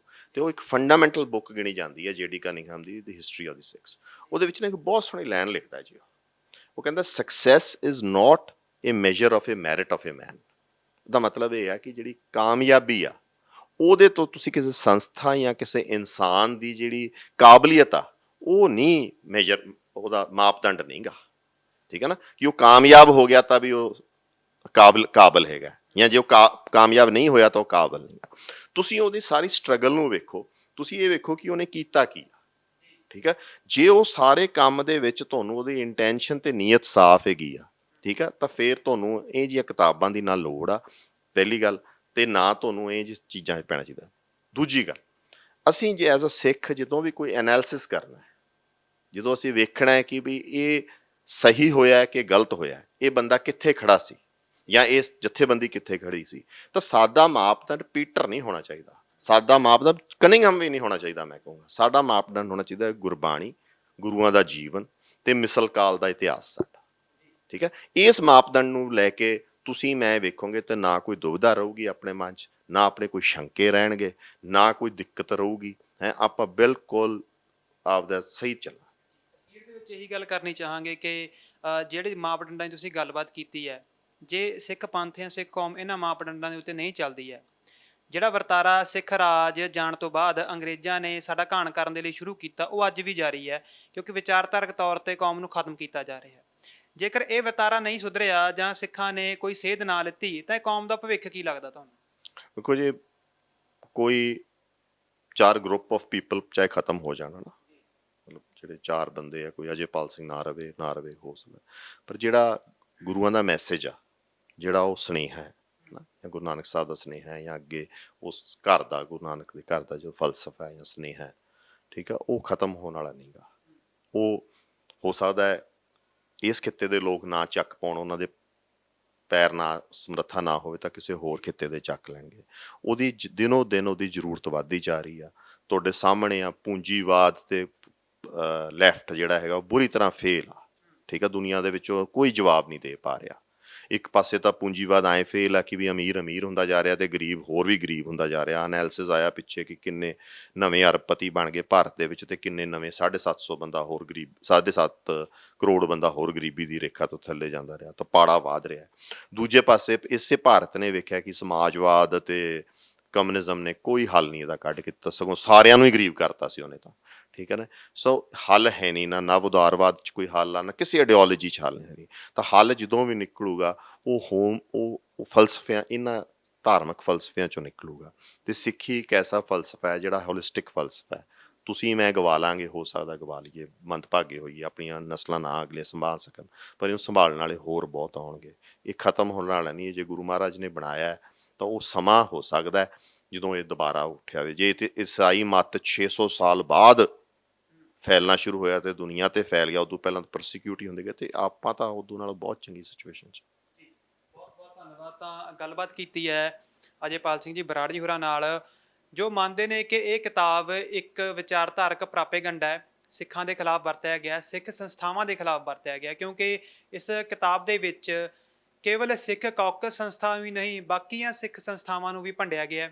ਯੂਨਾਈਟਿਡ ਸਿੱਖਸ ਜਾਂ ਹੋਰ ਵੀ ਸੰਸਥਾਵਾਂ ਜਿਹੜੀਆਂ ਸਿੱਖੀ ਵਾਸਤੇ, ਮਨੁੱਖਤਾ ਵਾਸਤੇ ਜਾਂ ਗੁਰੂ ਦੇ ਫਲਸਫੇ ਨੂੰ ਲੈ ਕੇ ਕੰਮ ਕਰਦੀਆਂ ਨੇ। ਤਾਂ ਇਹ ਕਿਤਾਬ ਉਸੇ ਵਰਤਾਰੇ ਦਾ ਹਿੱਸਾ ਹੈ ਜਿਹੜੀ ਸਿੱਖ ਰਾਜ ਜਾਣ ਤੋਂ ਬਾਅਦ ਅੰਗਰੇਜ਼ਾਂ ਵੱਲੋਂ ਸਿੱਖਾਂ ਨੂੰ ਵਿਚਾਰਧਾਰਕ ਤੌਰ ਤੇ ਖਤਮ ਕਰਨ ਦੇ ਲਈ ਅਪਣਾਇਆ ਗਿਆ, ਜਿਹੜਾ ਨਿਰੰਤਰ ਚੱਲਦਾ ਆ ਰਿਹਾ। ਤਾਂ ਕੌਮ ਦੇ ਭਵਿੱਖ ਬਾਰੇ ਵੀ ਗੱਲਬਾਤ ਕਰਦੇ ਉਹਨਾਂ ਆਖਿਆ ਕਿ ਕੋਈ ਇੱਕ ਕਿਤਾਬ ਜਾਂ ਅਜਿਹੀਆਂ ਕੁਝ ਕਿਤਾਬਾਂ ਇਸ ਕੌਮ ਨੂੰ ਮੇਟਣਯੋਗ ਨਹੀਂ ਹੋ ਸਕਦੀਆਂ ਜਾਂ ਇਸ ਕੌਮ ਦਾ ਕਹਿ ਲਈਏ ਕਿ ਖਾਤਮਾ ਨਹੀਂ ਕਰ ਸਕਦੀਆਂ। ਇਹ ਜਿਹੜੀ ਕੌਮ ਆ ਇਹ ਯੁੱਗਾਂ ਯੁੱਗਾਂ ਤੱਕ ਇਦਾਂ ਹੀ ਹੈ ਜਿਹੜੀ ਮਨੁੱਖਤਾ ਦੀ ਸੇਵਾ ਕਰਦੀ ਰਹੇਗੀ। ਸਿੱਖ KTV ਚੈਨਲ ਦੇ ਨਾਲ ਬਣੇ ਰਹੋ। ਕੈਮਰਾਮੈਨ ਸਹਿਯੋਗੀ ਸਿਮਰਤਪਾਲ ਸਿੰਘ ਦੇ ਨਾਲ ਮੈਨੂੰ ਮਨਦੀਪ ਸਿੰਘ ਨੂੰ ਦਿਓ ਇਜਾਜ਼ਤ। ਵਾਹਿਗੁਰੂ ਜੀ ਕਾ ਖਾਲਸਾ, ਵਾਹਿਗੁਰੂ ਜੀ ਕੀ ਫਤਿਹ।